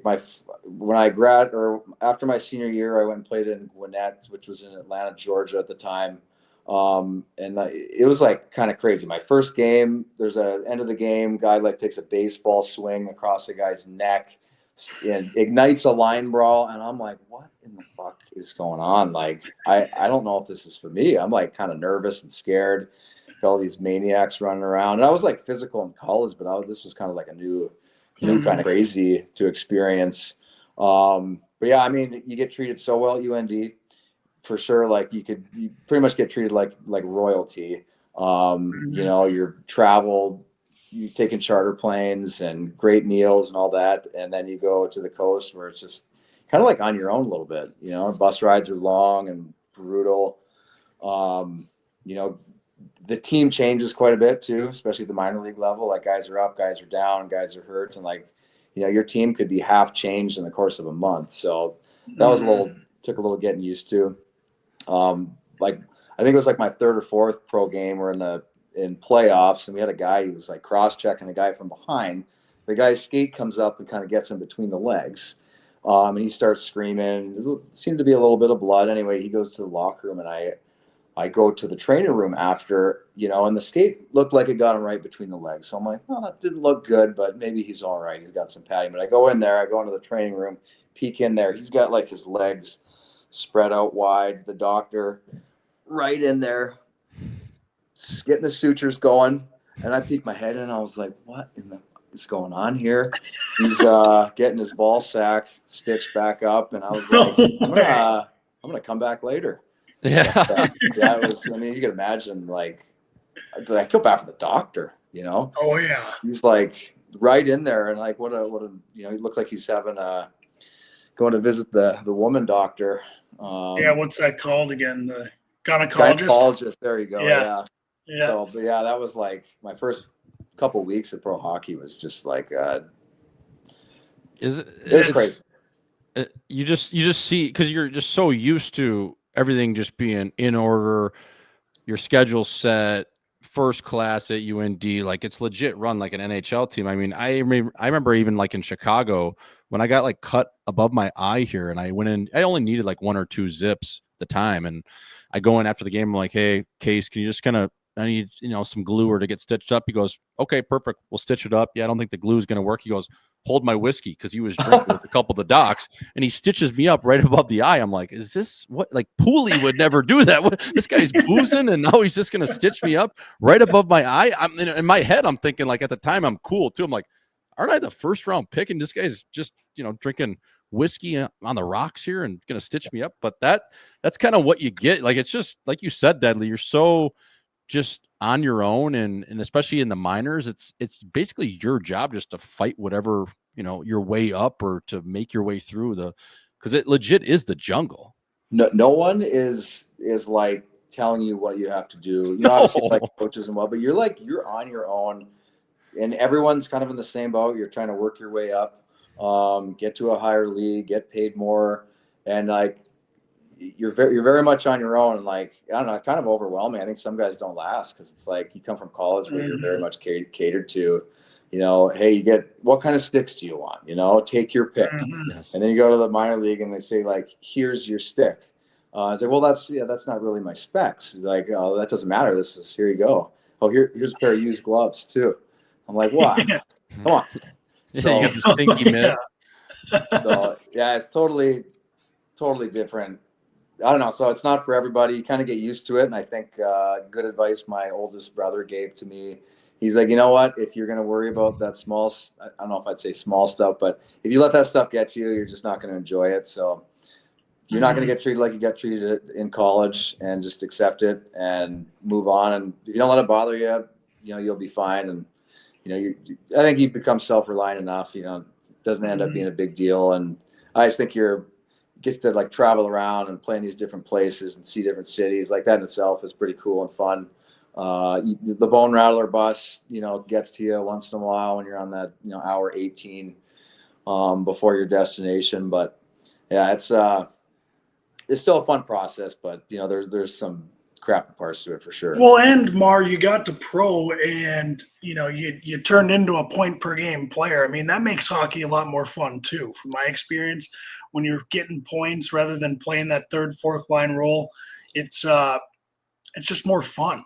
You know, way more fun to score. So like when I went to the coast, that was the last lockout, NHL lockout year. So like everybody filters down. So it's like a really hard year to make a roster. So I show up to my first training camp in Ontario, California. I don't, honestly, when I look back at it now, I knew nothing about pro hockey, agents, and, you know, how does this work with the draft picks and all this stuff. I just knew that I signed in the coast and was going down to my team, and that's where I'm going to play for the year. And I show up and I'm like, man, there's like 40 guys here. Like, but they only keep like 20. So I'm like, so half of the guys are going to be gone. So I'm like adding everything up in my head. And I'm like, holy crap. Like I don't think I'm going to make the team. So I didn't unpack my bag for a month when I was there, because I was just like, I'm not going to get comfortable here. You know, they could be telling me to pack my stuff and go, so I'm not even going to unpack. And I just lived off of right out of my suitcase for probably a good month, and then eventually kind of like worked my way in. And you know, I like at UND, I was a depth player, but I was always working on my game, trying to get better. And then eventually, you know, I go to the coast, I get maybe a little bit more opportunity, but I was like the 10th forward when I started in the coast, because you can only carry 10 forwards. Yeah. And then for like most of the, you know, first 10 games, I was like our 10th forward. So I wasn't playing a lot. Then a couple good things happened, gave me some confidence. So started feeling better about my game, and some guys got called up, a couple injuries, and all of a sudden you're playing a ton. And then it kind of just took off. And yeah, it probably took me about halfway through my first year to feel like, hey, I'm a really good hockey player. And I thought that I would have a more physical component to my game in pro hockey, because I had fought in junior, nothing really fight in college, but like I was not afraid in college. And like my first real preseason, the guy named Jason Beeman, you know, I'm thinking like, oh, maybe I'll get in a fight, you know, set the tone for the team. And like our team fighter drops the gloves with the same guy 3 different times. So you got like 3 fights in a preseason game. And I'm like, what the? And I was like, okay, I don't think that's for me. I'm gonna try and play the game of hockey and try and score. It took me a little bit to get going. But yeah, I mean, some of the guys that were like fighters in that league, I am not doing that. It's a different animal than fighting in the USHL, isn't it? Like you go out and get up to the coast and you're like, yeah, this is a little more scary. There is some absolute monsters out there, and guys are just absolutely nutso, and like, who knows what they're on. You know, Yeah, couple uppers. Yeah, they're like, yeah. So that part like honestly scared me, because like these guys there might be some guys that are on doing drugs or something, and they might not even feel anything if you punch them in the face. So yeah, it was that was kind of a rude awakening. And crazy story. My first real long road trip in the coast, we're starting in South Carolina, and then we have a trip. We're supposed to get to Boise, Idaho. We get stuck in Chicago, so I got to sleep in the Chicago O'Hare Airport. In the middle of the night, we miss our connection, so I'm stuck in Chicago O'Hare Airport. In the middle, when it's like midnight, they kind of like kick you out of the airport, and you got to go to the entryway. So I'm like, you know, Chicago's not a real safe city. I don't really feel that great. You know, I'm sitting in the lobby. Am I going to get mugged? You know, so just exhausted. We eventually get on the plane, get to Boise. I'm exhausted. I go to bed. My roommate, who was like kind of one of our fighters, he was about my size, but he was like one punching everybody the previous year, like the Superman punch, and was like knocking everybody out. So I was like kind of scared of him. But I go to bed that night. He's my roommate. And then all of a sudden, in about, I don't know what time it was, probably like 3 or 4 in the morning, all of a sudden, I just kind of like open my eyes and I see this silhouette standing over my bed like this. And I'm like, oh my God, he's sleepwalking. He's sleepwalking. I shouldn't wake him up. If you wake up a sleepwalker, they freak out and they'll like attack you. You know, I should have done more research at the time. That's probably not what would happen. But yeah, he's basically standing over my bed like this. And I'm like, hey, what are you doing? What are you doing? And all of a sudden I hear this stream start going onto my bed. Oh, yeah. And yeah, he starts taking a leak all over my bed while I'm in it, and he's just standing there with his arms out like this. And I was just like, what are you doing? And I'm freaking out and like just completely disheveled. And then he just goes and lays back down like nothing ever happened, falls asleep, and I like go crawl on the floor, just like mortified for like the next 4 hours. And then I just sat on the edge of my bed in the morning waiting for him to wake up, like ready to have this real serious talk. Like, hey man, so when he wakes up the next day, I'm like, hey dude, do you remember what you did last night? He goes, what? I go, you peed in my bed while I was in it. You know, thinking like, oh, I'm so sorry. But his reaction was like, oh yeah, that happens sometimes. And I was like, wait a second, this has happened more than once? yeah. Like, yeah, and I was so pissed. I'm still pissed off to this day, because that was just absolutely like mortified. But that was all in like my first year of pro hockey, and I'm like, this is just not normal. But It was hard to play. It was hard to play that night. I got to admit, I didn't do very well, but somehow came out all right at the end. Talk about adversity. Yeah, dude, you literally just took your wrench out and pissed on me, and then he just doesn't really even care. It's like, yeah, this happens once a week. No apology, you know? No apology. I'm You embarrassed. got to request it. Did you request a roommate change after that? You know, I didn't, but I did tell a couple of the guys what happened on the team, and then he approached me and was really mad that I told on him, I guess. And I'm like, hold on a second, buddy. You just peed all over me. Yeah. I'm gonna say whatever I want. So, Yeah. I'm gonna go to the press with this. Yeah. So that was probably the most disturbing thing that ever happened to me. That's assault, brother. You can't just pee on me like that. Like, you can't go full R. Kelly and just take your pisser out. That's crazy. Was he sober too doing that? No. He was okay. He was shit-faced. highly. I should have prefaced with that. He was probably highly intoxicated. Gotcha. So yeah, I just didn't know where the toilet was, and I got the white hair. Maybe you look a little bit like porcelain. So he took a stab at it. Speaking of wrenches, I'm looking at this roster, 2012, 2013 Ontario Reign. Not only did you play 3 games with your brother, you played a full season with a guy named Colton Yellowhorn. Now, I need an Ontario Reign jersey with the last name bar Yellowhorn, because that is incredible. Just a nasty player. And I actually give him a lot of credit for like my offensive production that year. We had some call-ups, and then I ended up getting put on his line. But he was like a 100-point guy in the Western League, but just like a nasty player. He's like 5'7", Native American guy, but just like filthy hands, great shot. Like the crowd, all the fans loved him. But yeah, just a really good guy. He liked to party quite a bit. So, you know, if I was on his line, man, you got a forecheck today. I'm not going to be on that puck. But yeah, if you get it, just get it to me. And he'd usually put it in the back of the net. So, but yeah, great, unreal player, and a really good European player too. And Deadly, we touched on it a little bit, like, you know, at UND, more of a depth player, but in the coast, and then obviously overseas, which we'll get into, you became a scorer. And is that something you always had dating back to your junior days? Because I feel like even when we would skate in the summer, just, you know, throughout a couple of pro camps or whatever it was back in Grand Forks, I feel like you added a lot more skill as the years went. Like, you were almost like a fine wine a little bit. I think, like, you even got, not that you were a dumb player before, but you learned different ways to score and find holes, and it became a way better passer is the one thing I really noticed. I was like, wow, like, you got way better after UND. Was that something that just kind of unlocked in your mind? Yeah, so I guess so I look back, like, you know, I'm into the development stuff now, but I look back, like, I went to the USHL when I was 16 years old, and I probably should have maybe waited. I did fine there, but I was always like trying to find my game, like trying to keep up. You know, the development process for me, like, I probably should have tried to slow it down at that time, because I was kind of like always chasing the game through juniors, but still like a good USHL player. But then go to college and kind of like same role, chasing the game, just trying to stay in the lineup, always working on stuff. And then I actually give a lot of credit to kind of like coaching little kids for like kind of, I always felt like I thought the game and had good hockey sense and could see plays. I had a hard time executing them. And honestly, like, I was a pretty average stick handler. And then when I started coaching little kids, I was like, I remember specifically I was helping with East Grand Forks hockey camp, and I'm trying to teach this little kid how to do a toe drag.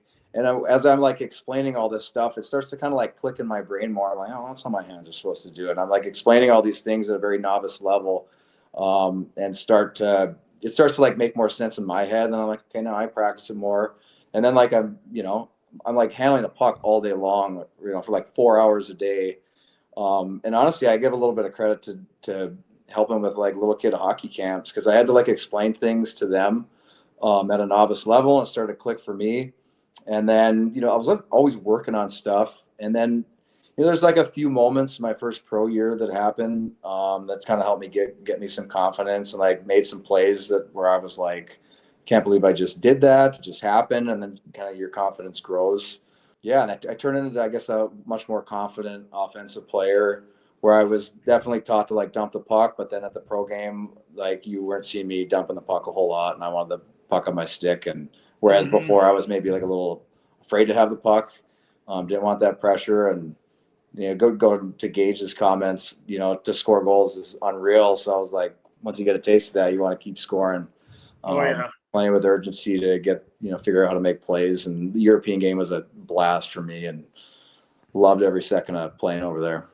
Yeah, I wanted to ask, did you like when you got over there? Was it like, is it tough to transition from North American hockey? And two, I mean, how much better did you like it? Like, did it suit your style more? I know you're playing a little less games, so it's a little easier schedule, probably a little less driving, especially from playing on the coast. How'd you feel about heading over there? I loved every experience I had in Europe. The ice is bigger, so like it's just a less physical game. You got to skate further to hit people, so there's less physicality in the game. So at I think I was maybe 27 when I went over. So at that point in my career, I'm like, hey, less physical would be better for me. You're not getting run by guys that are like 6'4" in the coast, just trying to take your head off. So I enjoyed that part. And then when you're an import going over to Europe, that you're for the most part playing all the important roles, getting a lot of minutes, getting the puck a lot. So then it just kind of took off for me. But I really enjoyed the European game. Kind of opened my eyes for, I'll just say, a more fun way to play the game. Dumping the puck, and that is very effective. In certain contexts. But I enjoyed going over to Europe to just get to make plays and score, and the fan bases were for the most part pretty cool. So everything about it was great from my experience. Deadly, I wanted to ask you, what was your favorite city playing over there? I had a cup of Joe just outside of Zurich and Cloten. I seen you spent time in Swiss, Austria, Germany, and as well as Denmark. Did you have a favorite city there? I mean, Innsbruck looks unbelievable. Innsbruck's got to be one of the most undercover, cool cities in the world. You got huge mountains in every direction. You got this pretty big, it's almost a couple 100,000 people. So it's not like a small city. It's lots to do, lots to see. I really enjoyed playing there. It's drive 20 minutes in any direction and you got something new restaurant to go to, new scenery. I mean, it's just an unreal place to play. Dresden, Germany was another cool city. It was completely bombed in World War II. But then they redid it to the original state. So it's kind of a brand new city, but kind of the old style of how they built all the buildings. So that was kind of a cool place to play. I lived in Budapest my last year, and that was a total shit show. Budapest, great city, but it was during the COVID year. Yep. So we're on lockdown, can't do anything. Myself, my two kids, we're in a 1-bedroom apartment, and it just, we refer to it as the shoebox in our household. But yeah, it was there was hockey started late. I'd been training. I was ready to go. The only offer out there was to go to Budapest, play in the Hungarian league. So I was like, let's just go. Who knows what's going to happen? I'm in shape. So we go to Budapest. They go on lockdown 2 days later. So we're stuck in this tiny apartment, and I legitimately slept on a couch cushion in the closet for 2 weeks. The last couple of weeks we were there just to try to get some sleep. But yeah, it was a tough situation. Is that when the lovely said, "Okay, Mario, this is enough of this pro hockey scene"? Was it the closet sleeping in those shoebox in Hungary that did it, or were you just completely okay with not playing anymore? Well, we were in Hungary, and the situation was not working for us. So I called my agent. I was like, "Hey, get us out of here." So he sends us to Germany in the second league there to finish the year, which was a cool experience. We're kind of right at the foothills of the Alps. We lived on this little farm out in the country, so it was really nice.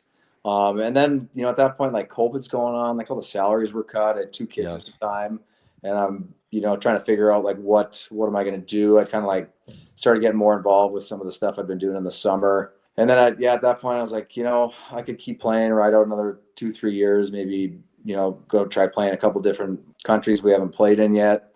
But I was just kind of done. My body had kind of taken a beating. How it is. You play a game, you wake up the next day and you're like, holy shit, I don't think I can walk up or down the stairs today. Knees are grumbling. And yeah, I was just kind of just ready to move on and do something different. And you'd been doing all the stuff you're doing now, right? With the kids and the hockey camps while you were playing. So that was kind of a had to have been kind of an easier transition into life after hockey since you already kind of had something going for you already. Yeah, so I had kind of started to do it in the summer once I moved to Bismarck. So kind of like grew that a little bit. Just started to do a little bit more each year, and then we got involved with doing some different like traveling teams, which I never thought I would get back into. My first youth hockey tournament that I attended, I was kind of like embarrassed to go into the rink. I'm like, what am I doing here? But yeah, I just kind of got more involved with it and grew. It kind of became something sustainable I could do and not have to move around. Like any hockey player is probably like, oh, I'm going to get into coaching and coach juniors or college or pro. But that requires a lot of moving around for most guys. And I have 3 kids now, so I was just like, yeah, it'd be nice to have something where not your job stability is all over the map. Trying to maybe move up or you get fired. So. Yeah, it was a good transition for me. I coached one of the high school teams for a couple of years right out of playing. So that was like kind of almost good therapy for me to be involved with that right out of playing, and enjoyed doing that. But yeah, so I was kind of like one of the, I guess, lucky to kind of like have things set up as I kind of finished playing. Yeah. And Mario, how's the hockey scene, youth hockey, high school hockey? How is it in Bismarck? Is it comparable to Grand Forks? Is it still on the rise? Talk to me on that front. Yeah, Grand Forks and Fargo, like within North Dakota, are still going to be like historically stronger cities. Bismarck, West North Dakota has had some strong players come through. There's just a long way to go. Like it's not like everyone's like, oh, we got to catch up to these cities, Grand Forks or Fargo, or we got to catch up to Minneapolis. Like it's not like those people are slowing down. Like you're trying to expedite your process and trying to get better. The hard part about where I'm from is there's just not a lot of people with a lot of hockey background. So I've been associated with a couple of clubs and played it, other than the NHL, played at the highest levels that you can get to in hockey. So you're trying to give advice to people on what should be happening. You got people who, have the extent of maybe playing high school hockey, the extent of it, haven't played in 20 years. And then they want to tell you all their thoughts on what they should be doing. And I'm like, no, it's not it. So that part is honestly a little frustrating, and which is honestly, I'm better off just focusing on the things that I'm doing and not getting too tied up and trying to help all these other people. Just focus on the programs I have and the players we have coming in. We put a lot of time into them, and our sole focus is just we want to make hockey players better, put a lot of time into them, get them the resources they need. It's been a fun process and kind of, always evolving in some way, but been a good, it's been a fun thing. And, for me, I'm better off trying to teach hockey than sell insurance. So nothing against insurance, but for sure, a little more for me. You still have the passion for the game, eh? It hasn't, with this many years you've spent in the game, it hasn't worn off yet. You're still passionate, keep going. I honestly, you guys are hockey guys, so you get it. But I try to tell people, I don't know if anyone loves hockey more than me. It was kind of my attitude, and I enjoy being at the rink. I enjoy the adversity that hockey brings. I like being in the battle of the games. My last few years of pro, I felt I wouldn't say I lost my edge at all, but not that, hey, I'm going to try and kill you kind of attitude. And you probably mellowed out a little bit. When I got into the high school stuff, some of the other coaches, I felt were trying to undercut our team in certain ways. And I felt that fire kind of get built back up. Oh yeah. I'm going to, let's drop them and go type of attitude. Yeah. I almost got into a coach fight my first year coaching high school in the hallway. So I got, didn't you guys have a pretty good team that year? Weren't you didn't you go decently far into state? We made state. So we were awful. The first half of the year, we were 3-10 or something. And then I think the back half we went 10-2 or something like that. So completely flipped our season around. So there's my first year doing high school. We bad the first year, we lose to our crosstown rival. We play them later in the season and we're just smoking them, through the first period. And then they try and get one of our players on an equipment technicality to get us a penalty. So our assistant comes in and say, hey, the other team's trying to get us on a technicality penalty. And I just lost my marbles and I sprinted out the hallway, chucked my my granola bar down the hallway and screamed some obscenities down there. And like, thankfully, my assistant was like right behind me, like pushed me down like this other hallway. So, but yeah, if I had gotten far enough down the hallway, I'm not exactly sure what would have happened, but it wouldn't have been good. You're going full Tortorella on Bob Hartley, just trying to meet a guy down in the tunnel, throwing a Nature Valley bar at him. Where is he? Just seeing red. Some dude's trying to call you for an illegal curve in Bismarck local high school hockey. That's unreal. Deadly. That you need that fire though, man. You need that. Gotta have it. You've always had that piss and vinegar in you. The players, I just feel like the players can feel it. Honestly, if you don't actually have it, like players aren't going to feel it. But I think if it comes from a genuine place of like, no, we need to figure out how to win. We need to figure out how to improve. I honestly, that's probably what I miss most about playing is like, kind of like you have that outlet during the game or practice where you can like get that rage out a little bit. So got to get it out a little bit on the coaching side. Yeah. But yeah, it was, I got a couple screws loose still. So. You almost get fired. You almost get more fired up as a coach, though, because you can't go out there and do something. So it just keeps building up. Like you get that bent up energy. Yeah. So we lost to our crosstown rivals in my first year of high school, and the teams practice at the same rinks. So sometimes we'll have to walk by as they're practicing. So this crosstown team, they beat us, and I'm like walking by to go to our team practice. And I start getting chirped by this high school kid. And I'm like, am I seriously getting chirped by some high school puke who's like probably on the JV team? Like, what the hell? And I was just so angry. And I walked in, got to our practice, and I productively bagged our guys so hard, completely threw out the practice plan out the window. And I was like, this is fucking it. So, and I bagged our guys. And that was pretty much the turning point of our season. Was I gave them probably the hardest practice they've ever had in their life. And just like all battle drills too, and lots of skating. Oh yeah. And then honestly, our season turned around after that. So I can pretty much thank the little puke high school kid that chirped me as I was walking by. Rookie play by them to play better. Rookie move by them to play better after a bag skate. You almost gotta play worse. So the coach is like, we can't do that again. It is 100%. That I just miss those times, especially at UND, where it would happen like once a year with Dane Jackson, where it was like a kumbaya type of moment. You break down, there's some tears, there's some laughs, but is there any way to recreate that in high school hockey, Deadly? I mean, I know you said you bring out the old bag skate, but is there any days you're just walking in that locker room and just fucking unloading on them a little bit, or do you have to be a little bit more mellow at the high school level? I would say you're probably a little more mellow at the high school level. I think you can. The hard part for me coaching high school is like I'm coming from pro hockey and like being around UND, like you can't find like groups of guys that are like more dedicated to the game and dialed in and like wanting to improve. So you're surrounded by that for so many years, and then you kind of like come into high school where some of these kids, this is like a recreational activity. So that honestly, that was hard for me because I'm like, what do you mean you're not going to be at the team workout on Saturday? Like, excuse me? And he's like, oh yeah, I forgot my shoes. I'm not going to be there. I'm like, what? So that part was honestly hard for me because I just like trying to wrap my head around like, well, we're in the middle of hockey season. Like, can't make practice. Like, what are you doing? So my wife had to calm me down a few times, and she's like, you know what? You got to understand the level that you came from, and they're probably just not quite there mentally sometimes. So you need to take it easy. But yeah, that was probably a difficult part for me a little bit. Deadly, would you want to coach at a higher level someday when the kids get older? Is that something you have a passion for, or is it just not in the cards really? I think about it quite a bit. As I was like left college, my first couple years pro, it was always like kind of my thought. I felt like I had a good feel for a locker room. It's always something I've thought about trying to get into.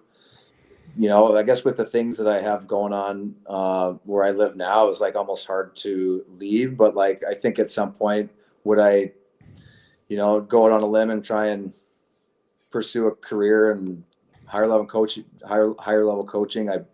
I think about it quite a bit. It's probably in the cards maybe at some point. Right now, I'm pretty comfortable with. I shouldn't say comfortable. I don't like being comfortable. I like being uncomfortable. But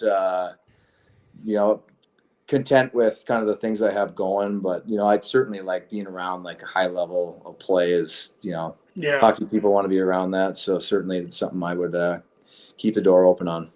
I mean, that's why I'm moving right now. I thought about getting into coaching, but then you think about where you have to start and what you have to do to grind that path. And like, that's a lot, man. It's a lot for your family too. Like, it's more for your family. It's like dragging them around the country.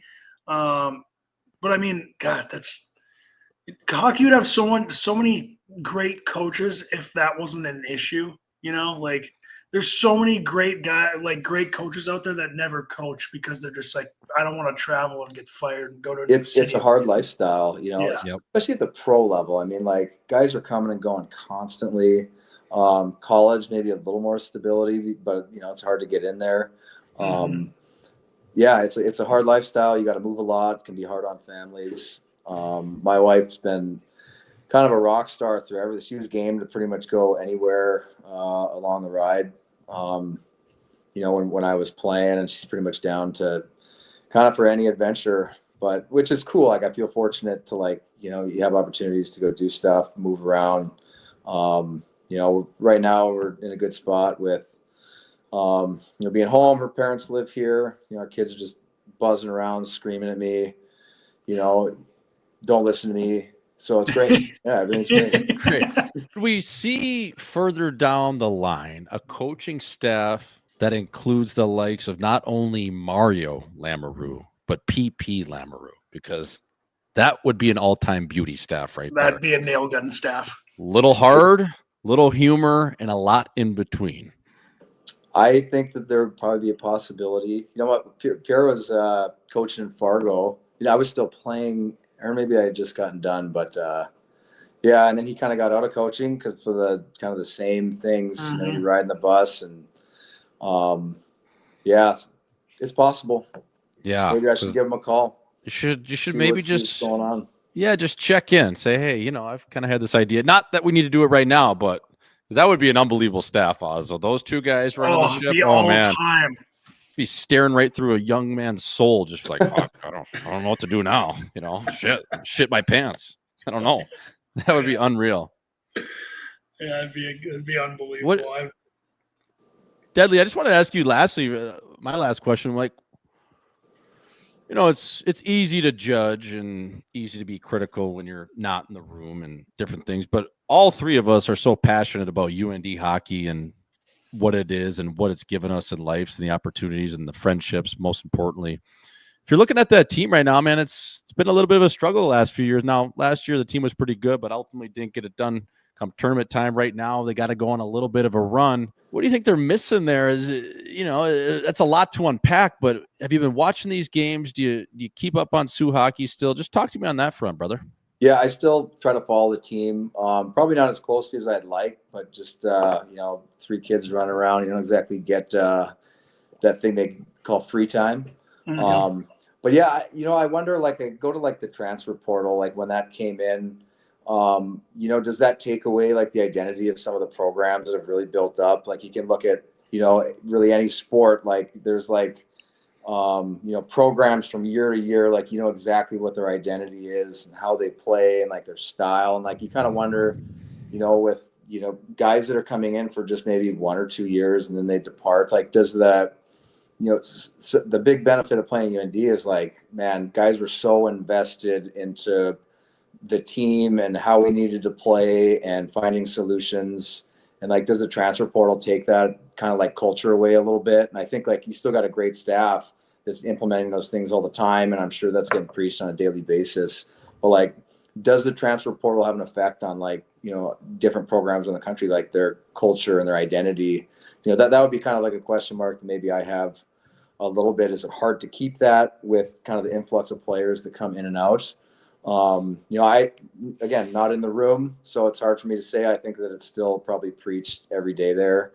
But I mean, to me, that was why some of the UND teams were really good. And honestly, a lot of years, probably shouldn't have been that great, but found a way to be a good hockey team. I think because of the identity in the room and the passion for, trying to continue the legacy type of attitude. Yeah. So I think you're spot on. I don't know much either. I watch them, and obviously I care a lot. I do watch most every game. And it just seems like, because they have all these really good players, like they're very talented, and all the Sioux teams I watched growing up, even a couple that I played on, were not the most talented teams, but we somehow over time just always got it done. Just always got it done, and it felt like each player on that team they were playing for a reason, and it was kind of the culture and tradition of the university. And you have to lose some of that if you're a transfer and using the transfer portal, and oh, if I don't have a good year here, I'm not playing here. Let's go play on another team versus, Well, I got to grind it out or else I think also you and me were probably in similar situations coming into UND where we were probably in and out of, or we were in and out of the lineup. For guys like us now, like the ease of like going to a different school. Like I had the thoughts, it's December. I've like played like 3 out of 10 games or something. And I'm like, I should probably transfer and go somewhere else. Like I had those thoughts, but like not having the opportunity to really do that, or you lose a year, my mindset was like, hey, I got to get better. I got to fight through this adversity. And for me, I hate, just because of my own personal experience. So like I was emotional that year. It was hard. Like you don't see your name in the lineup and you're like, kind of want to cry half the time, and you're trying to find a way to get in. But that made me a better player, because like the urgency I had in my game, the focus I had, my preparation on trying to get better, and like my attention to detail and practice got 10 times better, because that was the only way I was going to get in the lineup. So the part I don't like about the transfer portal is like I feel like you kind of like strip, for some players, you probably strip away fighting through adversity and like kind of coming out better on the other side. And that's a part that I don't like about it. I do like that, hey, you're really not getting an opportunity to play, at this school. You thought maybe you would, and you get a better opportunity somewhere else. And, I think like the money coming into college sports with NIL money, like that changes things a lot too. Because, UND was very much brought up on, you play for the team, play for the city, play for your school, that type of thing. There's so much pride in that. And I think like you introduce money for guys, that becomes more of a factor. It's really, becomes a pro sport. It's a semi-pro sport. Yeah, you're just going to have guys coming in and out, and then it's just going to be another minor hockey league that's still pretty good. So, and when I was playing pro, like that's always kind of on your mind. Like I was on a 1-year contract every single year. So like the urgency to play well every day was always there. Like you didn't have the comfort of like, well, I'm signed for next year. So for me, it was like a lot of urgency and like, hey, I'm going to go take advantage of some other opportunity that's better, and that's what I went through in the pro game, but that's kind of what college is somewhat turned into as well. Yeah. I mean, especially just even opening it up to major, junior, and different things. But it's even the kids that have left UND, like in the most recent years, that have kind of walked away or found different opportunities. It's crazy too, though. Like you're thinking about transferring, and then you got some other school telling you everything you want to hear, and the school might be as competent, maybe a little bit lower, maybe, whatever it is. But it's like, say you leave UND and you end up at Duluth, and Duluth is telling you, yep, you're going to be power play, top 6, you're going to, X amount of games. And then you find yourself right in the same situation as you were at UND. And it's like, well, if I would have stayed and grinded it out, maybe I would have had a little bit more, just more stock built into this program in accepting being a depth or a role player versus you just finding yourself in the same situation. I just know like my cousin has a bunch of buddies that transferred out of there after a year or two, and they find themselves in the same situation at a program, probably not as storied as UND. And they're looking at them like, fuck, I wish I would have stayed. So like the grass isn't always greener on the other side. Exactly. And I just think like you think you're going for something better, and that you're probably not getting a better situation. And the best quote that I got probably from my brother when I was going through my freshman year, he's like, hey, be loyal to the program and the program will be loyal back to you. And I really try to live by that, as I like played the rest of my years there. And like, to me, it like really worked out that way. I was always still a depth player, but I got in the lineup, felt like I was an important piece of the team every year. And I brought different value than the guys that scored a bunch of goals. So it was a good learning experience for me too on the playing side. But yeah, and I think, it's easy to just get up and leave. And, you have that built-in like loyalty to a certain program. And I just think, college sports now, to me, some of that is gone. Like that passion that you have, like some people wanted to watch college sports because there's so much more passion than like the pro game. And I just think, over time it'll become more like the pro game, and, will that passion go away? Hopefully not, but I could see that kind of becomes more of a factor on the fan side. Well, and like I looked at it too. I had those thoughts after freshman year, like, should I go somewhere else? Would it be better? But then, you come to the realization, which everyone's trying to play in the NHL, right? You want to play in the NHL if you're in college hockey. Like, that's your ultimate goal. Well, if I can't play at North Dakota, I'm not going to play in the NHL. So I might as well try to figure out how to play here rather than go somewhere to a different school and try to make the NHL out of Bemidji or somewhere. It's like, if I'm not playing at North Dakota, the NHL's out of the question. So I might as well just try to play here and see what I can do here. And that's ultimately what I did. I mean, my agent at the time actually wanted me out of there. And I was like, I ain't leaving. I love this place. If I'm not playing next year, if I am, great. If I'm not, oh, well, I'm going to the Ralph every day for practice.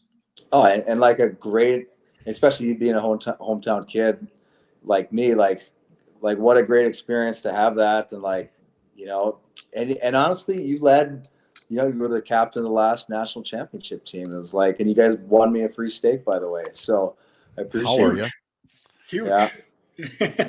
Were you teammates with the Quinnipiac guy or something? Yeah. So we had a little bet that whoever won, we got to wear the school colors to a nice steak dinner. So being like the humble, modest guy I am, I didn't even probably get the most expensive thing on the menu. Went real modest. Probably ordered a burger instead and took it easy on his wallet. Got the chicken. Didn't even get the old ribeye, cowboy. I probably didn't even get a steak, honestly. So. You didn't even get the 30, nice. 32 day age, dry age ribeye. You just went with the, like, hey, I'll just get some water, please. Yeah. He's like, wow, we should probably get a bottle of wine. I was like, wow, that's kind of spendy, So You got a short rib on the menu. You got a chicken. What do you got there? Salmon? I'll take that. Sure, fella. Why not? Oh, that's good shit. Ozzo, you got anything else for Deadly? No, that was great. Thanks for giving us the time, Mara. I know you're busy with the 3 kids, and it's just great to catch up with you, man. No, you guys are legends in my book. Enjoy tuning in to the episodes. You guys are killing it, so keep it up. Yeah, I appreciate you popping on, Deadly. Obviously, Sioux legend, Brad Miller time legend. So always good chatting with you. We'll have to have you back on here shortly. So thanks again, fella. Yeah, thanks, fellas. Appreciate you.